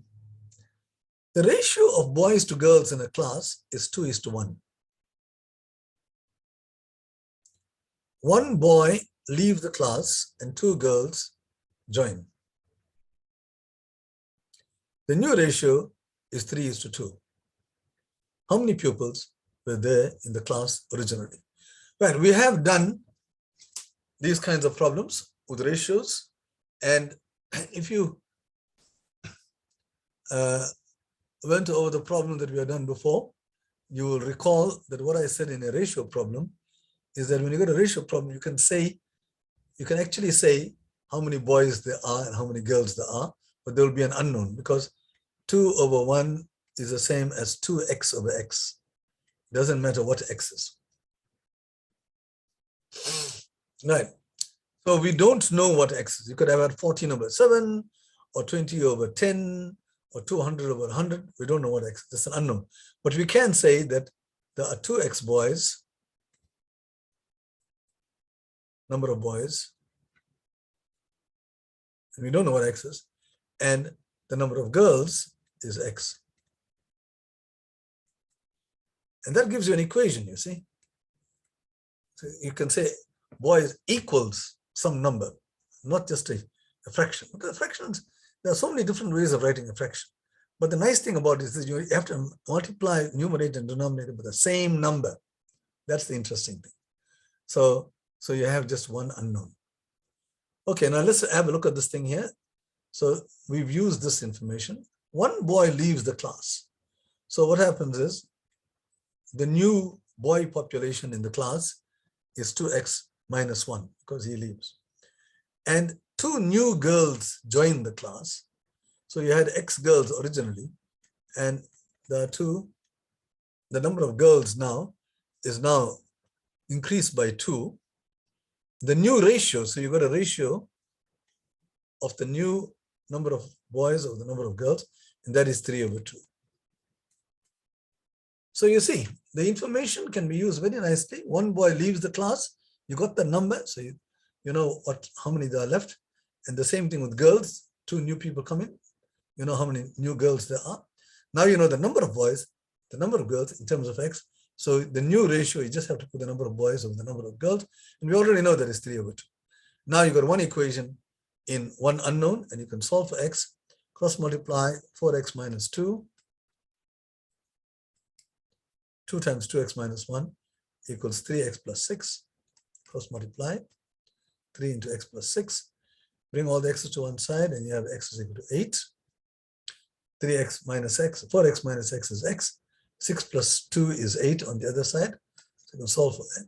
But the question is, how many pupils were in the class originally? So originally,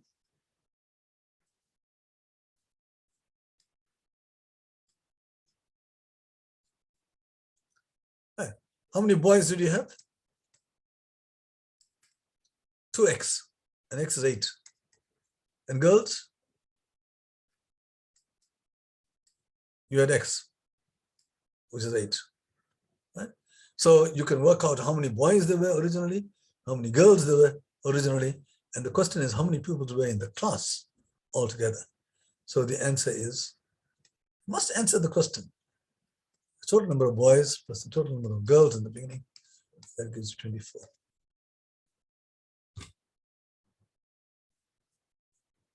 Or you could have said the total number of boys will be 2x plus x, which is 3x. Okay. And x is 8, so it's 3 times 8, which is 24. We've done it like that, without having to actually calculate the number of boys and number of girls, because the total will be 3x. That's what you need to get. And you know what x is. So you could have done it like that in a shorter way.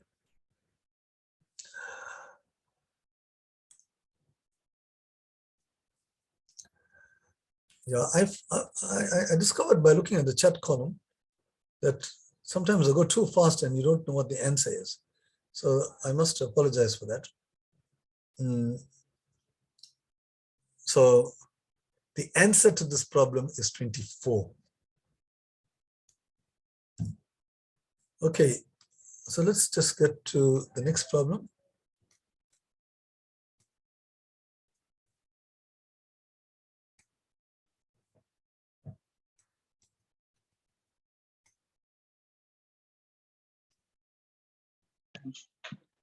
Okay, so you got this next problem. Again, I'm going to use a nicer picture so I can write directly without having to erase.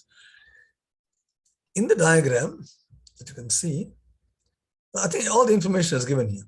You got 90 degrees here, you got 90 degrees here, you got 6 there, AB is 6, CD is 9, you know that length. And 8 represents BC. Just remember that. That's the thing that you can't see very clearly in this. BC equals 8 from here to here. Okay. And the question is, okay, so you got all the information.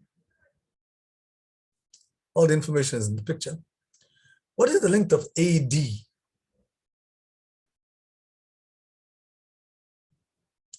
So you need to find the length of AD, that one there. You need to find AD. Let's just put that in red.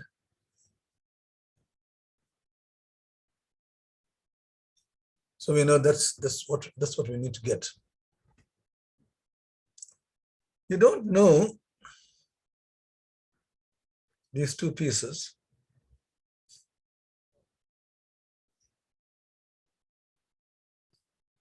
But you know the whole thing. When you try to do this, you'll find that you're going to have difficulty in solving this problem, because you may try to call this x, and then call this 8 minus x. But to get to AD is a question. So the question is, how do I find AD? Right? And if you look carefully, it seems you will have an idea that you can't get this thing easily from the given figure. Right? But what you can do is, AD is actually the hypotenuse of a right angle triangle, which you cannot see. Right? So let's draw that right angle triangle. This AD, if I go down here,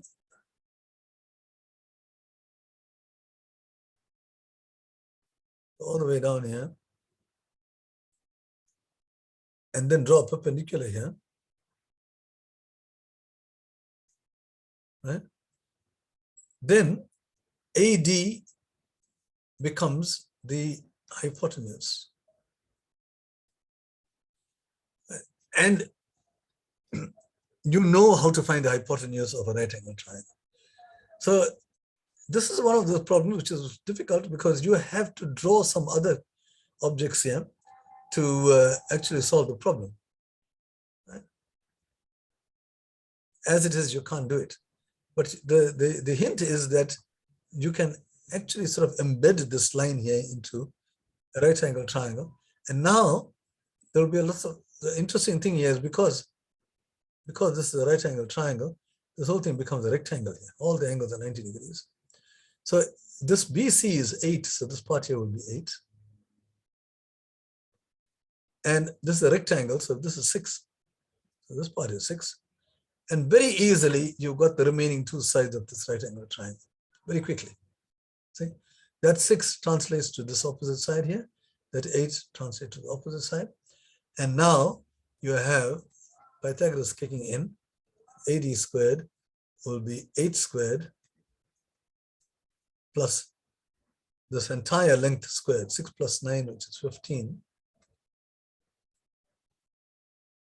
Now here you have to calculate this and you get 289. And hopefully some of you will know that 17 squared is 289. It's nice to know some of these squares. But 17 squared is 289. 13 squared is 169, and so on. It's nice to know these smaller squares. Okay, so that gives you the answer very quickly, right? Almost in one line. But all you have to do is to see that AD is part of a bigger picture. So that's a nice example of how you can draw a construction. You can draw a construction to solve your problem. By construction means that you're drawing new lines which are not in the picture, and that helps you to solve the problem. Very often this happens in geometry, right? You'll see quite a lot of it as you go along in future years. So you have a construction which solves a right angle the problem. Okay, now to get to this, the next problem is problem number 22.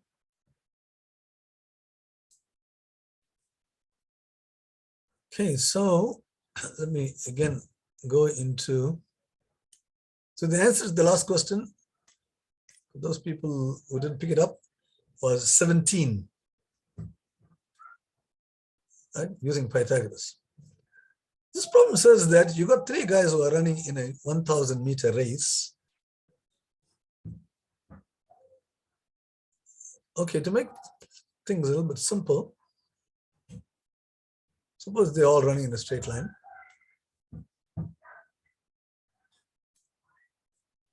Right. They each run at a constant rate. So this whole thing is 1,000 meters. Each run at a constant rate. Right.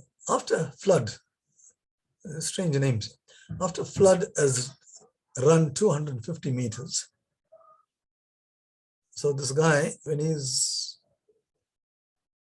1,000 meters altogether. So let's just record all these pieces of information on a diagram like this. And when V has done 250 meters, let's call him V, it's flood. There are three separate initials here, so we'll call them V, H, and S. He's 25 meters ahead of H. And this is 250. He's 25 meters ahead of H.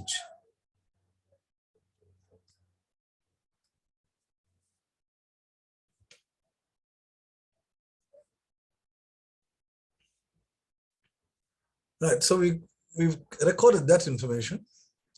We've got more information. After Hagrid has run 500 meters, so let's just draw another line here and see. This whole thing is 1,000 meters. After Hagrid has run 500 meters, so when H is halfway,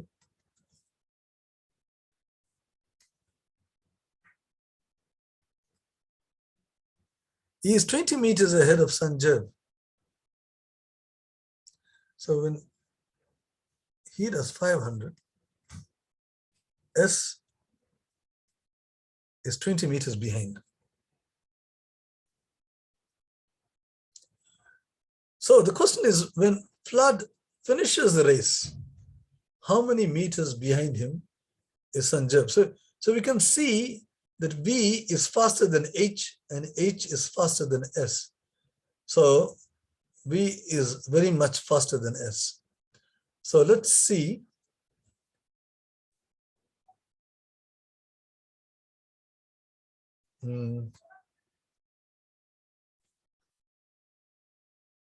Let's just draw this thing one more time here.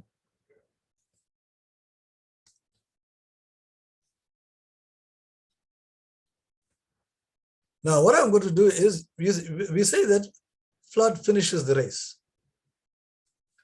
So V is here now. Right?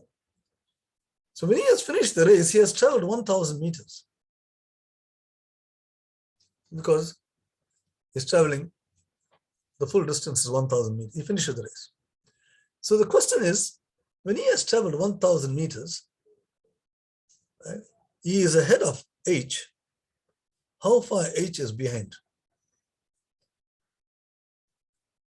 You know, when he travels 250, he is 25 meters ahead of H.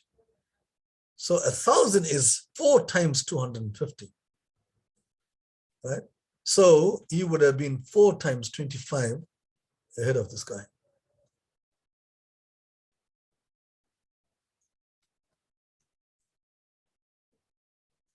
Ahead of H. Because at 250, he was 25 meters ahead. So they're traveling all at the same speed, right? They each run at a constant rate, as you can see. So it's a proportional problem, right? Nobody runs faster or slower, they all run at the same rate. So when he finishes 1,000, this guy has done 100. So this is where Hagrid is when V is at the finishing post. Now let's see now. If he's traveled 100, that means he is 900 meters from the start. Right. Now it says that when H finishes 900, you want to know where is S. We do know that when he finishes 500, is 20 ahead of S. When he does 500, is 20 ahead of S. So if he does 900, it will be 900 over 500 times 20. Right? It's a proportional problem. Right? For 500 is 20 ahead, so 900 will be more. If you like, I could put it this way. 500 is 20 ahead. So 100, you would have been 4 ahead. See? And therefore 900, you'll be 36 ahead. But you can get the same answer.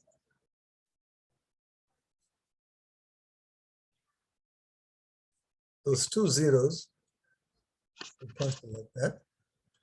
And then 5 goes into 18 times. And 18 times 2 is 36. You could have done it like that, 900 over 500 times 20. Or you could have said 500 is 20 ahead, 100 is proportion. 100 will be 4 ahead, you have to divide by 5. 900 will be 36 ahead. So this distance here is 36. Okay. So the question is, when Flood finishes the race, how many meters behind him is Sanjay? He's 100 meters ahead of Hagrid, and is 36 meters, who is 36 meters ahead of this. So the answer is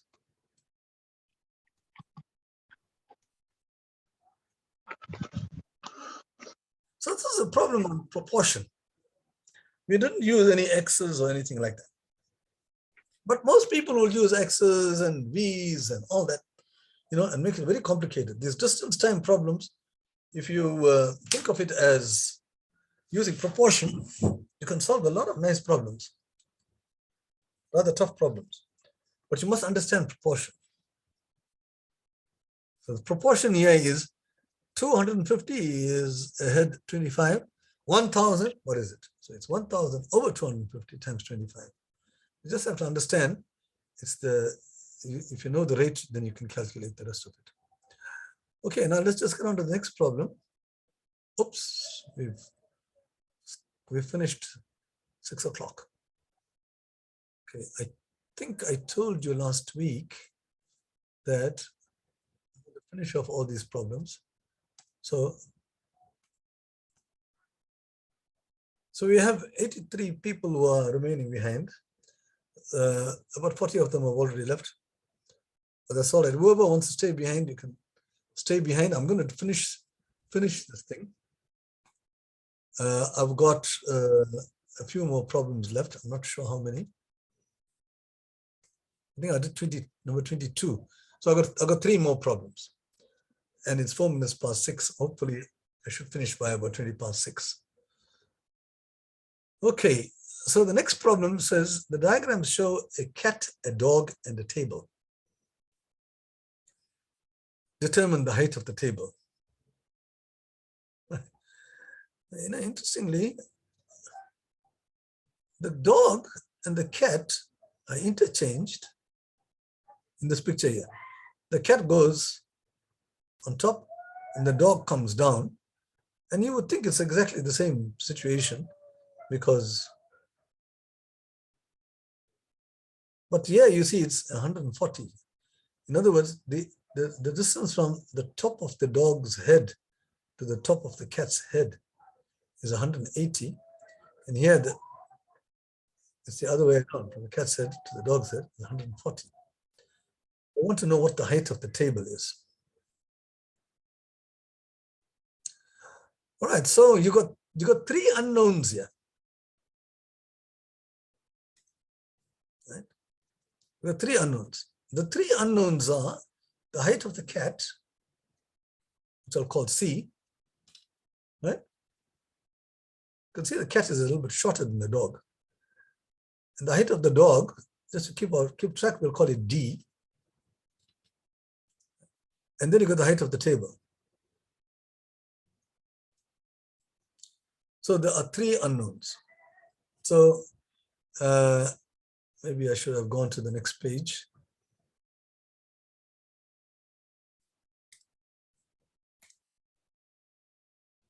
All right, so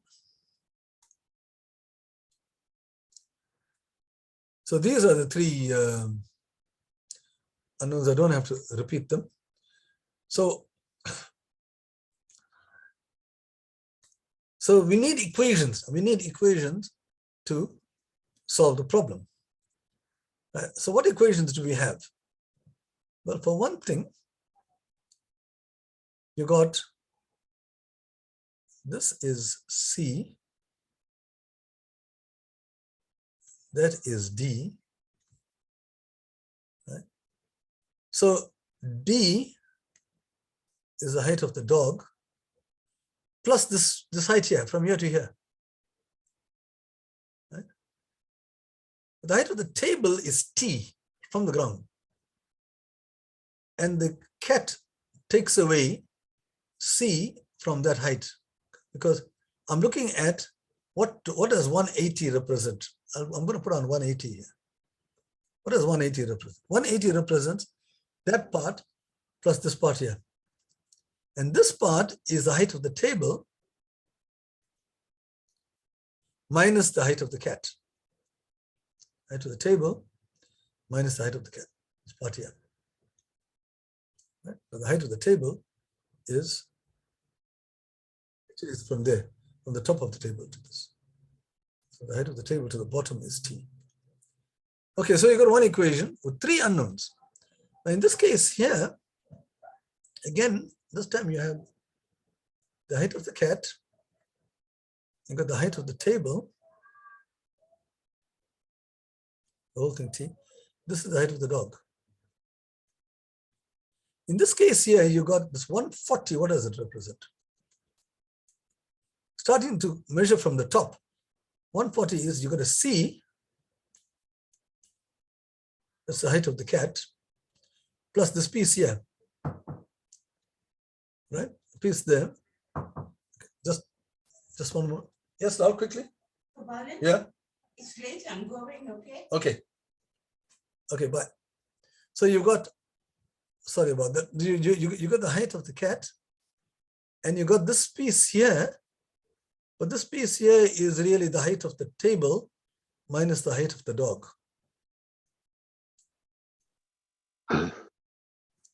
Right? Because if you the height of the dog plus this unknown piece gives you the height of the table. So it's the height of the table minus the height of the dog. Now you see you got two equations and three unknowns.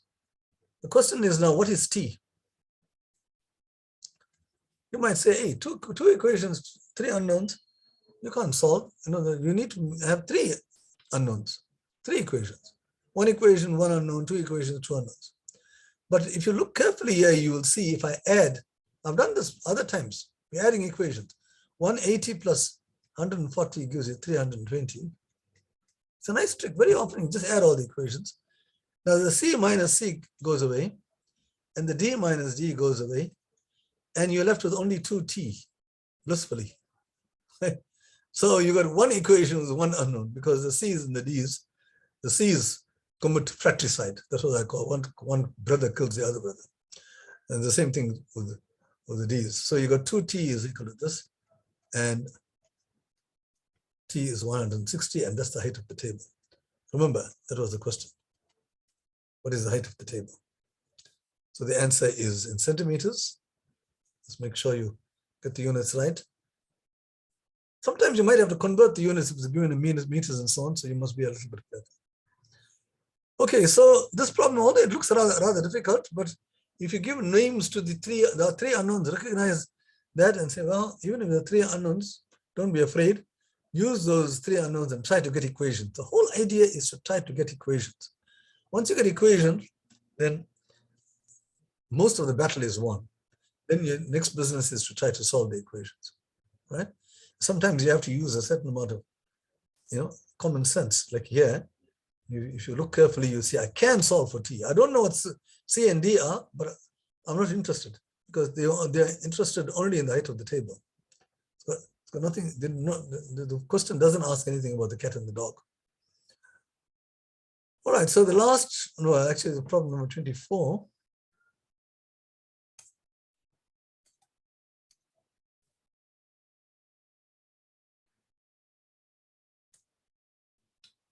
Okay, problem number 24. Three squares with given areas fit inside a triangle ABC. Now, these are all squares.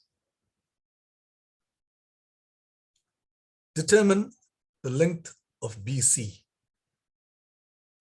All right, this is the second last problem. So we can appreciate it's going to be a little bit challenging. Now to give you the areas, so at least we're a starting point. The area here is 4, so we can say all the sides are 2.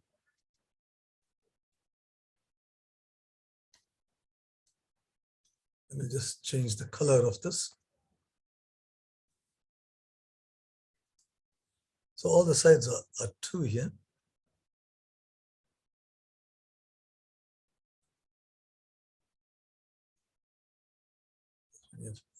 It's also 2. And this.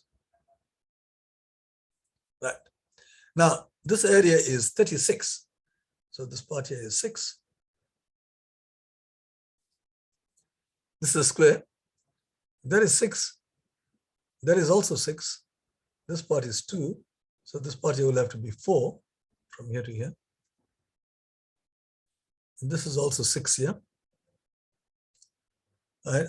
Okay, we don't know the pieces here because we can use it to get 9. From here to here is 6.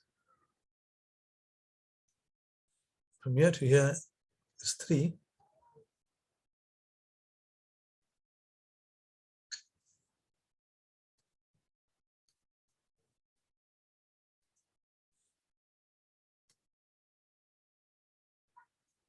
So this part is 3, and also this part here is 3.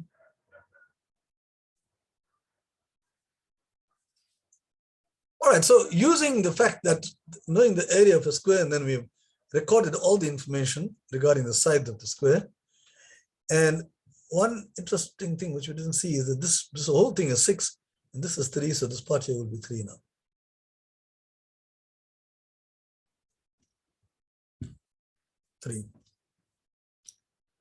Okay, so we're nearly there with BC. We got quite a large part of BC here.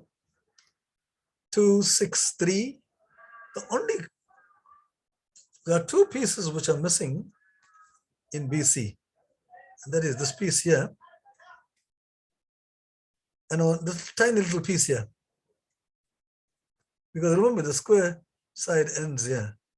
You want the whole thing from B to C. So those 2 pieces are missing. Right? If we know those 2, then we can calculate BC. Because I've got 2, 6, and 3. Simply add 5 numbers. Okay, now so what is this now? So do we know what this is? If you look at this part here, this is 3 and this is 3. So this is isosceles triangle. 3, 3. Which means that this angle here is 45 degrees. It's a right angle triangle. So this is an isosceles right angle triangle. So that is 45, and this will also be 45. Because these lines are parallel. And that helps a great deal, because if this is 45, that is 45. And now this new triangle is also isosceles. Right? 45, I know that is 3. So therefore this question mark must be 3. Because these angles are 45, so these must be 45. So there we have it. We're nearly there, right? We have to calculate the small piece there.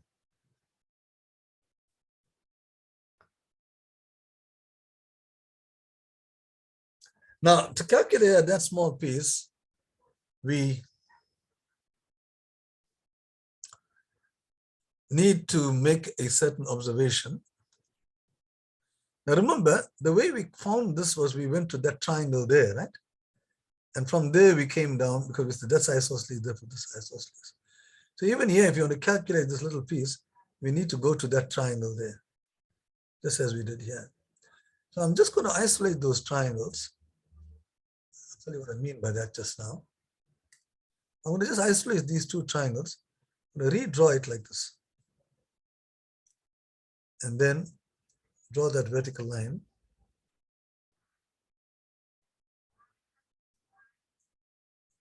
Draw that. So we said that this is 4 and this is 2, but we'll come back to that. And here at this place, I'm saying I'm isolating it. I'm just taking only those 2 triangles. Right, now let's just see what's going on here. In this picture here, you have, this is 4 and this is 2. There's it. Here, I've got, this is 2. Remember, this is a side of the small square. And the question mark is here. Now, if you watch carefully, you'll see this thing here, this triangle is only an enlargement of this thing. Because these angles are the same, you see. This angle here is the same as that. And this angle here is the same as that. Because these are corresponding angles. And here too, these are corresponding angles. The point being that these 2 triangles have got the same angles. So the one, they're not identical. They got the same angles, but it means that, you know, the one is just a photograph of the other, right? So if this was 4, and this is 2, and this is 2, so again, the proportional things come in, this has to be 1. Because the one is just a picture of the other. It's a smaller version of the bigger guy, right? You've got the same angles. When you take a photograph, you are actually just, you're kind of preserving angles. If you take a photograph of the triangle, you'll get a small triangle like that. But the angles are still the same. So what does this mean? If this is 4, let's double this, and this is 2, so this part has to be 1. The small piece has to be 1. 2 is to 1 is the same as 4 is to 2. They have the same ratios because they got the same angles. So this unknown here is 1.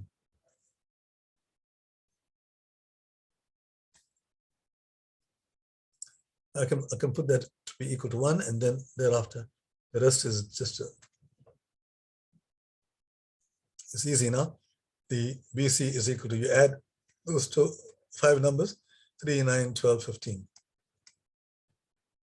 Now here no units were given, so you just put down BC equals 15. So the problem reduced to just finding 2 quantities, and we did that piecemeal slowly. We got to that. Okay, so that's the penultimate problem. In other words, the one just before the last one. The last one is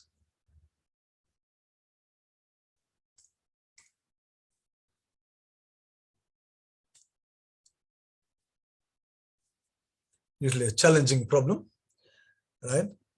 Very few people can solve this problem. So watch, listen very carefully and see what we are doing to solve this problem. Let's look at the problem first. The question is, determine the area of quadrilateral ABCD. In other words, this entire shape. What is the area?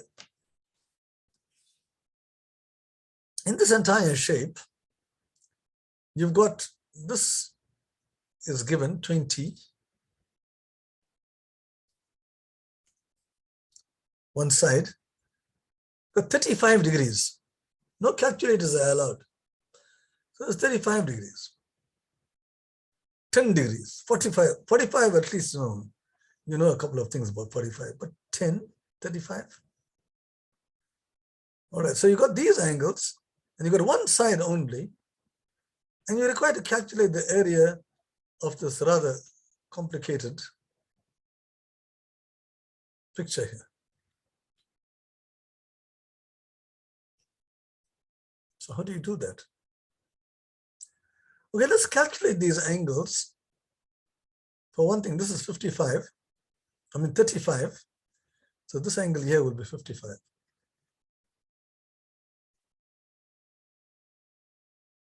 55 like that.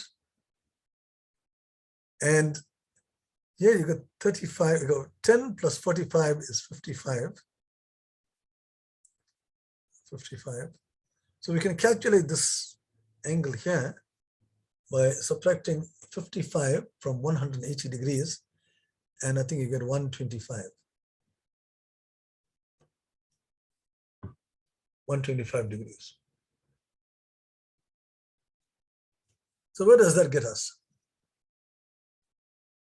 You have all kinds of angles. You got 10 degrees, 55 degrees, 35 degrees, 45 degrees, 125 degrees. But there is an interesting observation here, namely 125 plus 55 is 180 degrees.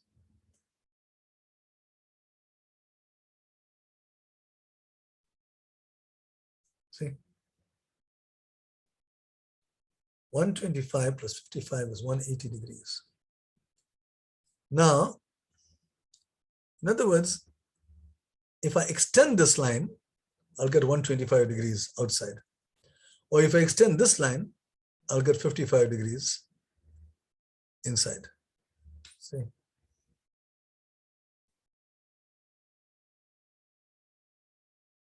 So what shall I do? At least that gives an idea that there's a construction. It's very difficult. It's impossible to solve this problem without any construction. So let's see. That argument which I just gave is saying that let's try extending this line. Construction line I normally do it in red. We extend this line, and then observe that the extended angle is 125 degrees. This angle here is 125.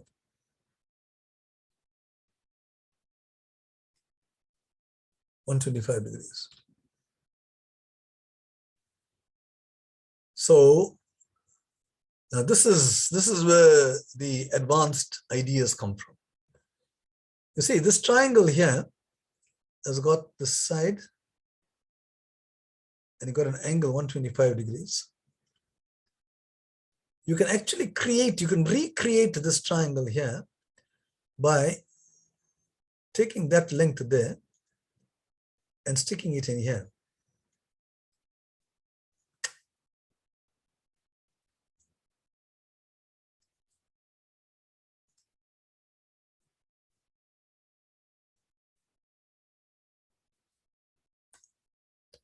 See, I can go up, I can extend this line. How far must we extend that line?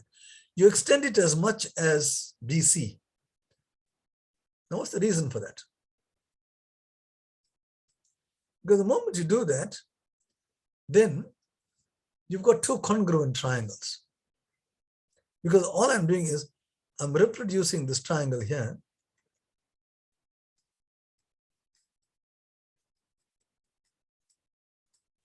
I'm taking that triangle and I'm redrawing it here. Now, when you look at this new triangle, BED, you will see that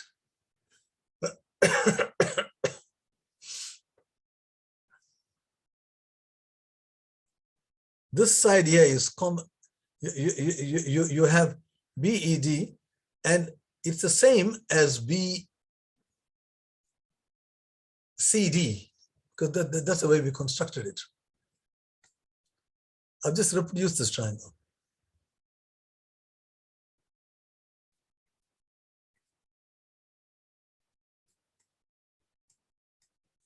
Right. So those two triangles are congruent. Right?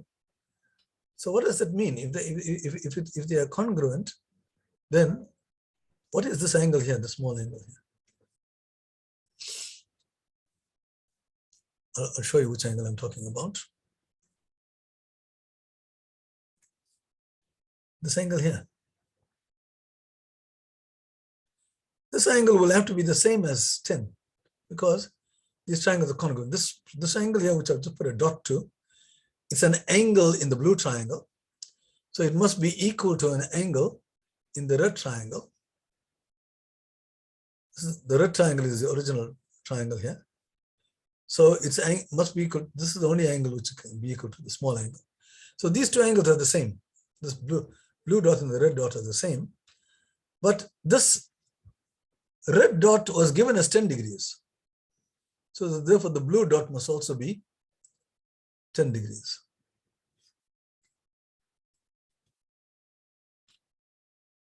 Right. Now, where does all this get us?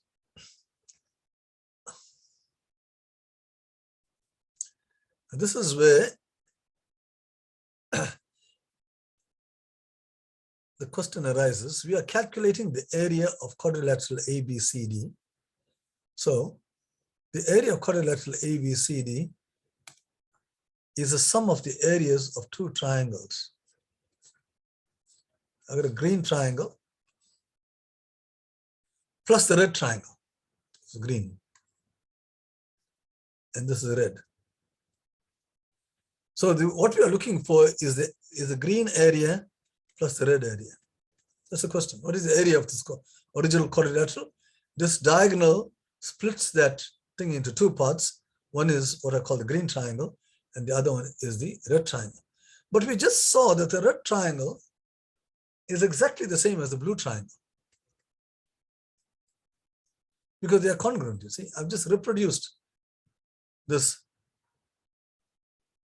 blue triangle here. But when you look at the green triangle and the blue triangle, now that's a nicer shape. You got a single triangle. See, the green triangle plus the red, the blue triangle is a single triangle. That's BAE. I'm going to redraw it here.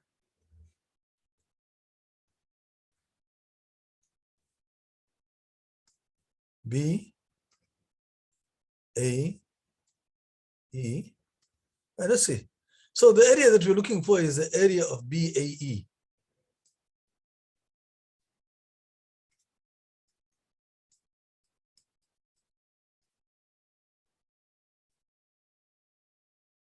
Right? That's green plus B, blue. What do we know about BAE? We already know that BAE is 20. Right? And observe, we know an angle of BAE. It's equal to the dot plus 35. But the dot is the same as 10. So the angle, this angle here is 35 plus 10. That's a lovely angle, 45 degrees. So you got a right angle triangle. This angle is 45, and this is 45. So therefore, this is an isosceles triangle. So the base must be 20. In other words, this entire length here, from here to here, is 20. So what is the area of this triangle BAE? You've got the sides, half base, half of 20 times the height. And we've got it, 200 square centimeters. Again, we look at the units. And that's the answer to the problem. Really a remarkable problem where you've got all kinds of funny angles, but those angles eventually can be built up to get 45 degrees, which is, and gives you a right angle triangle, isosceles triangle, whose area you can find out immediately. So the difficult part was actually to construct this extension here, right, with the same angle as 125, but that required a little bit of thinking, and then say, let's reconstruct that triangle on this side and see where it gets us. Very often you have to do that kind of a thing. So this is a very difficult problem. Not many people, I imagine, would have got it out.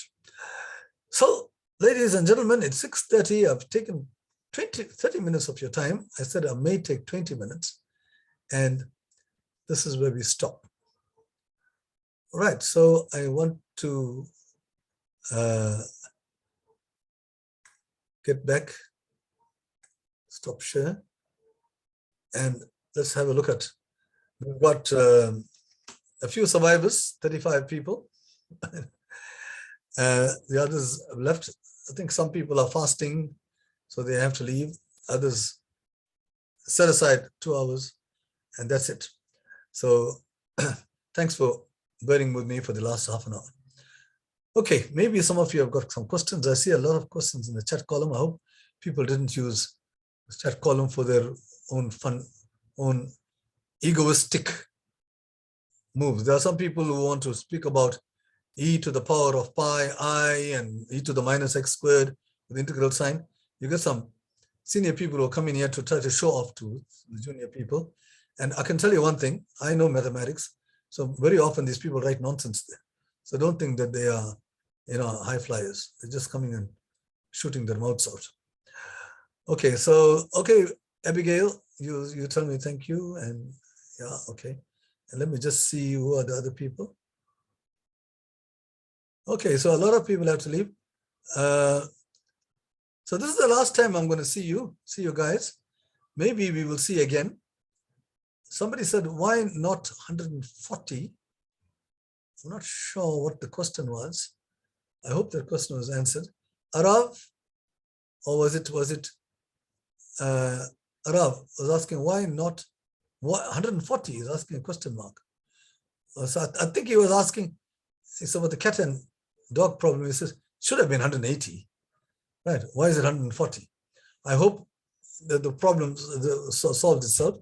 It would have been 180 if the dog and the cat had the same height, but they got different heights. And that is why you got 180 and you got 140. Okay, somebody said 18 minutes. Or the end answer is 4 students failing is right.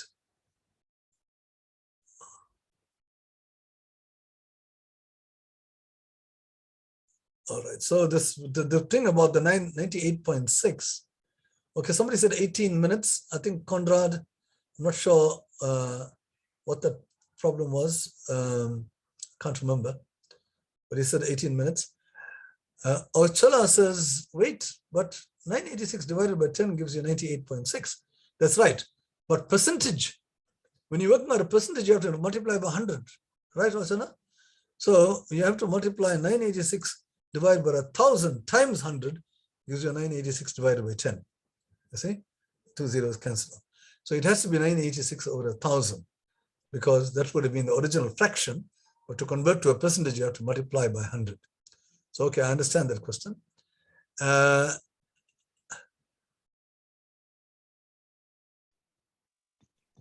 I'm not sure. Abigail says she or he thinks that I wrote down the wrong one initially. I'm not sure about that. Abigail, are you still here? You Abigail Koch? Did I write something wrong? Abigail, you can put your mic on at the bottom left and you can talk to me. Yeah, okay. Sir, you originally wrote down 98.6, but the question asked 96.8, I think. Oh, I but then see. I think you changed it halfway through. Oh, okay, sorry. All right, okay. Thanks for pointing that out.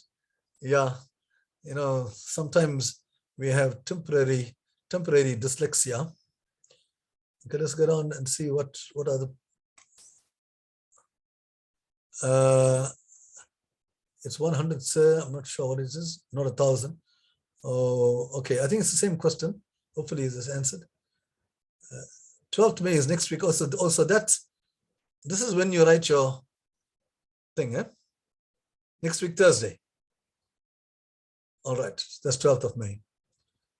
Okay, and then so some people are asking all these questions. So, okay, now it's actually next week, Thursday. You'll write your next one. Okay, how much of time do you have to write the paper? I think it's 2 hours. Somebody said, I think it's 2 hours. And I think like that person, I think it's also 2 hours. There's not much time, but so you have to go. Look, the important thing is that if you know how to do it, make sure you get the right answer. Look at the question and see whether you're answering the question. Some people know how to do it.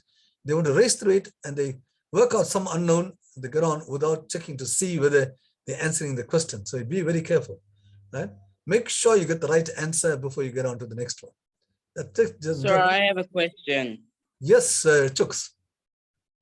How's the answer for problem 2 100 centimeters squared. Yes. That's the last one. Yes, Chooks, that was the last problem that we did. It was problem 2. Just please tell me, how is it like 100? How's the answer 100? You get 100? Well, the triangle had two sides, which were 20 and 20. So it's half base times height. So it's half of 20 times 20. 20 times 20 is 400, and half of that is 200.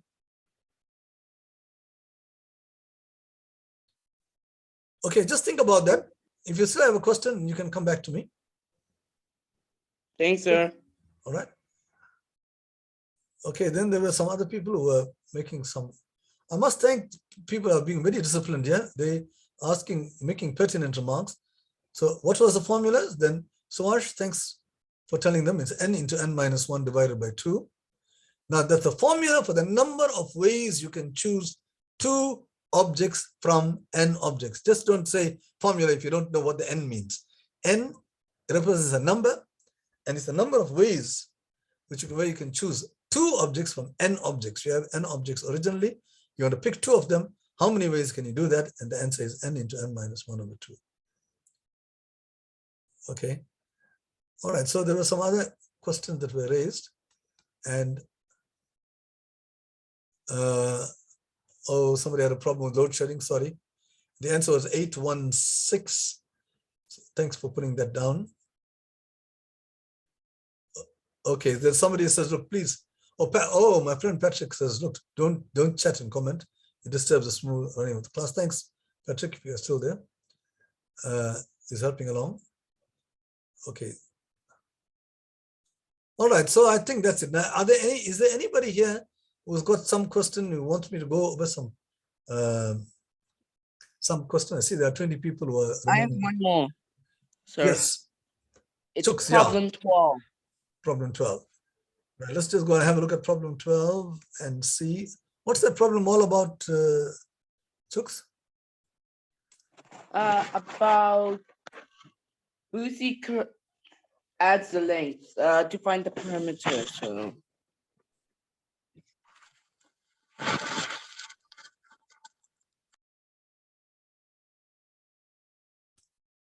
Oh, this one, eh? Yeah. So what was your question here, Chooks? I'm explaining. Okay, I'll explain. I'm saying that just tell me the formula again. How to just okay, there's no formula. Firstly, perimeter means you're adding all around, right? Just understand that. Okay. Then it said that he adds 3 of the sides. So you take 3 sides. The 4 sides here, take any 3 sides. A, B, A. Right. So you can write down A plus B plus A. And then when you get that, take 3 sides, A plus B plus A, and you get 73. Then he takes 3 sides again of the same rectangle and you get 77. Obviously, you can't take the same numbers. Otherwise, you'll get 73. So the numbers now you must take is B plus B plus A.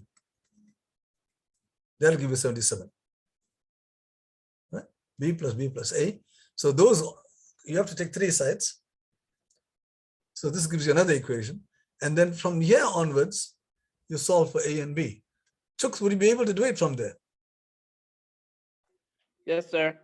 So do you understand now how we're reading this? So I noticed that there's a difference between A and B. Can't we use that difference to get our answer? That's quite correct, right? So the final, I see.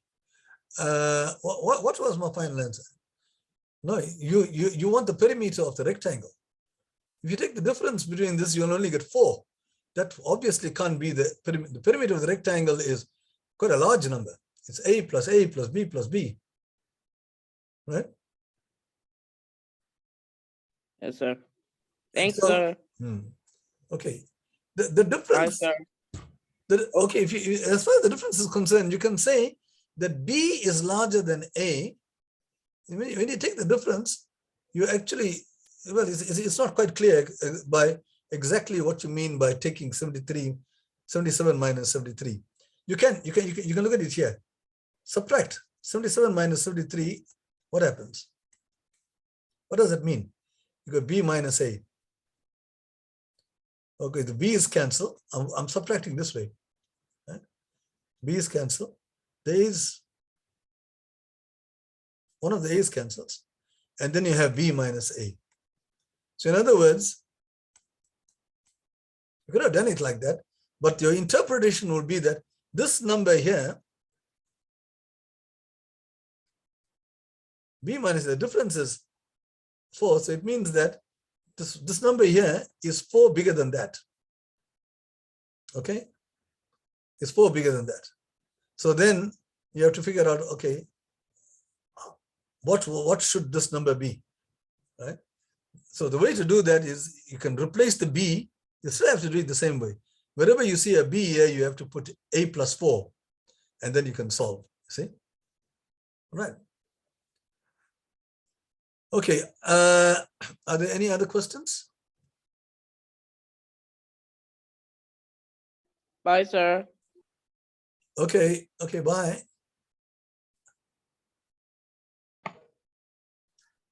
Luisa, do you have a question?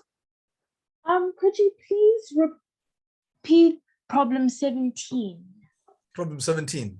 Okay, let me just go to problem 17.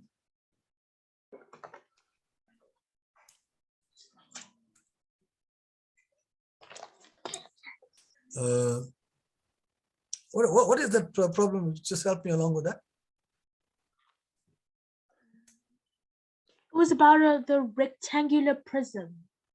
Oh yeah, yeah. That's quite a tricky problem. This one here, is that the one, right? Yes. Yeah, I think this is one of the more difficult problems in this. One of the most difficult problems in this paper. So I appreciate. I empathize with you when you say that this was a little bit difficult. Okay, let's put it this way. You see the back of this cut part. If you push it, if you translate it to the front, you'll get the front area. Do you agree? Yes. Right. Then if you take the bottom, the floor of this, and raise it to the top, you'll get the top area. Would you agree with that? Yes. Now, those two areas are the only pieces which are cut out from the surface area. Do you agree? Yes. Right. So that the top part and the bottom part, together with the rest of it, is 96. No, not quite. The top part. Now, the 96, what does the 96 represent? The 96 represents the entire area of what we see here, right? Now, it means that it's the total outside area because you bring the B in front and the A on the top, right? That will take the total outside area, right? With the A in front and B to the top, this is 96. But then there are two other pieces here, this piece and that piece, right, which we haven't counted. This is 6 here, and there's another 6 on this side. There's 12 there. So you've got that when you bring this to the front and if you raise A to the top, you'll get the full area, which is 96, right? And if you want to work out the area of this particular thing here, you'll still have to add these two, which we didn't count, the side areas, which is 6 plus 6. And that's how you get 96 plus 12. That's a sort of, a hand-waving method of solving this problem. But if you want to use maths for it, then you'll have to do it the way I did it. And I called this outside area, I called it X, right? The area outside, not the area of the inside of this piece, right? And then I created some equations on that. Do you understand that? Yes, thank you. All right, that's good. Maybe some others also would have understood it to see. Just by mentally you can do it, but you have to understand what you are doing. Because Could you also repeat problem 22? 20 what? 2.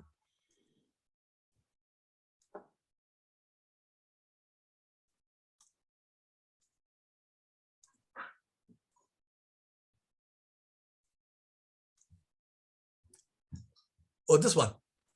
Yes. Oh, all right. Okay, so it's the, okay, let's do it like this.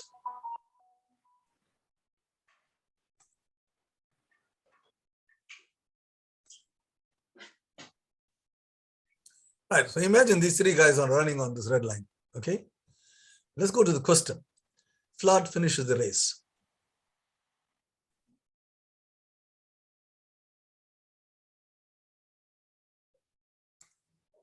So the guy is here. Right? It means that he has run 1,000 meters. Because he finishes the race. It's a 1,000 meter race. Now, they say, the first one says that after Flood has run 250, is 25 meters ahead of Hagrid. So let's see what happens. When he has done 250, what's the scenario? He is 25 meters.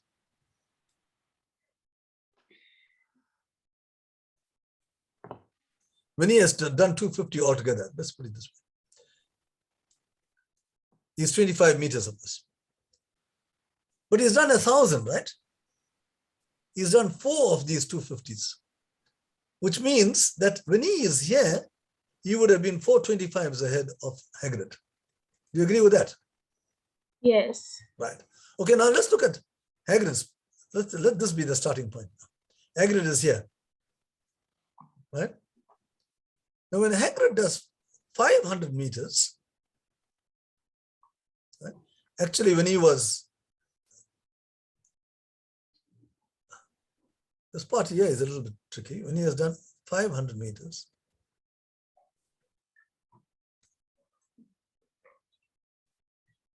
the other guy was 20 meters behind him.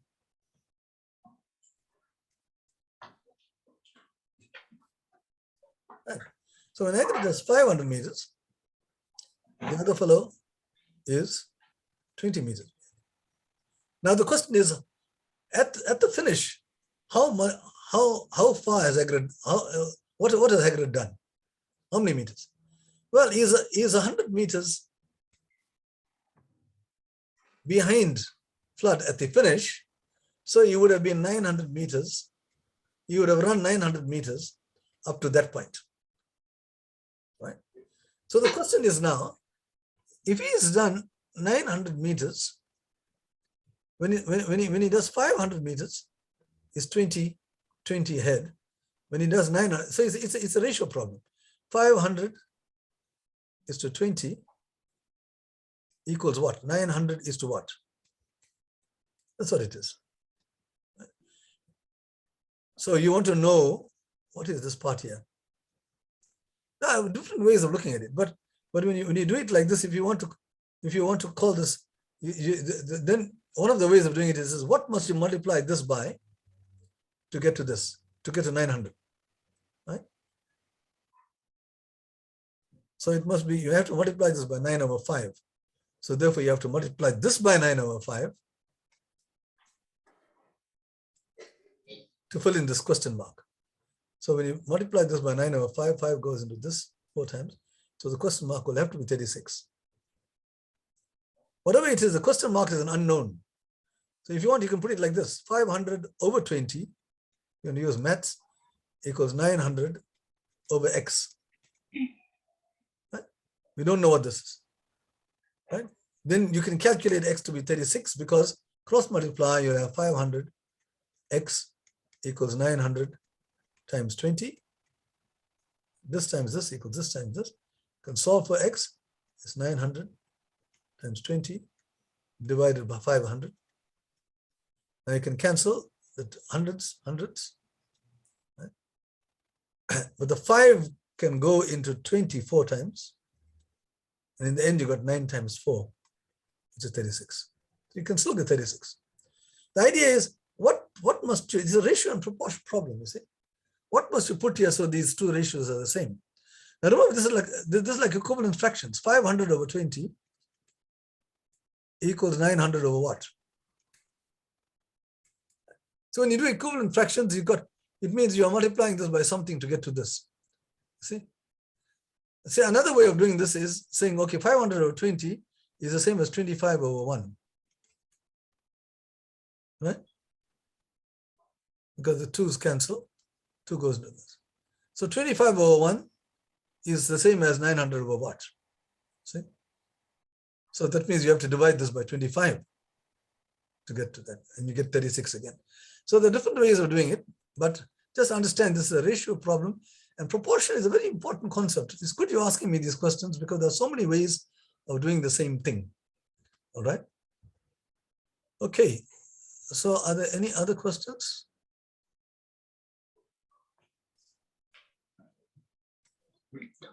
No. Okay.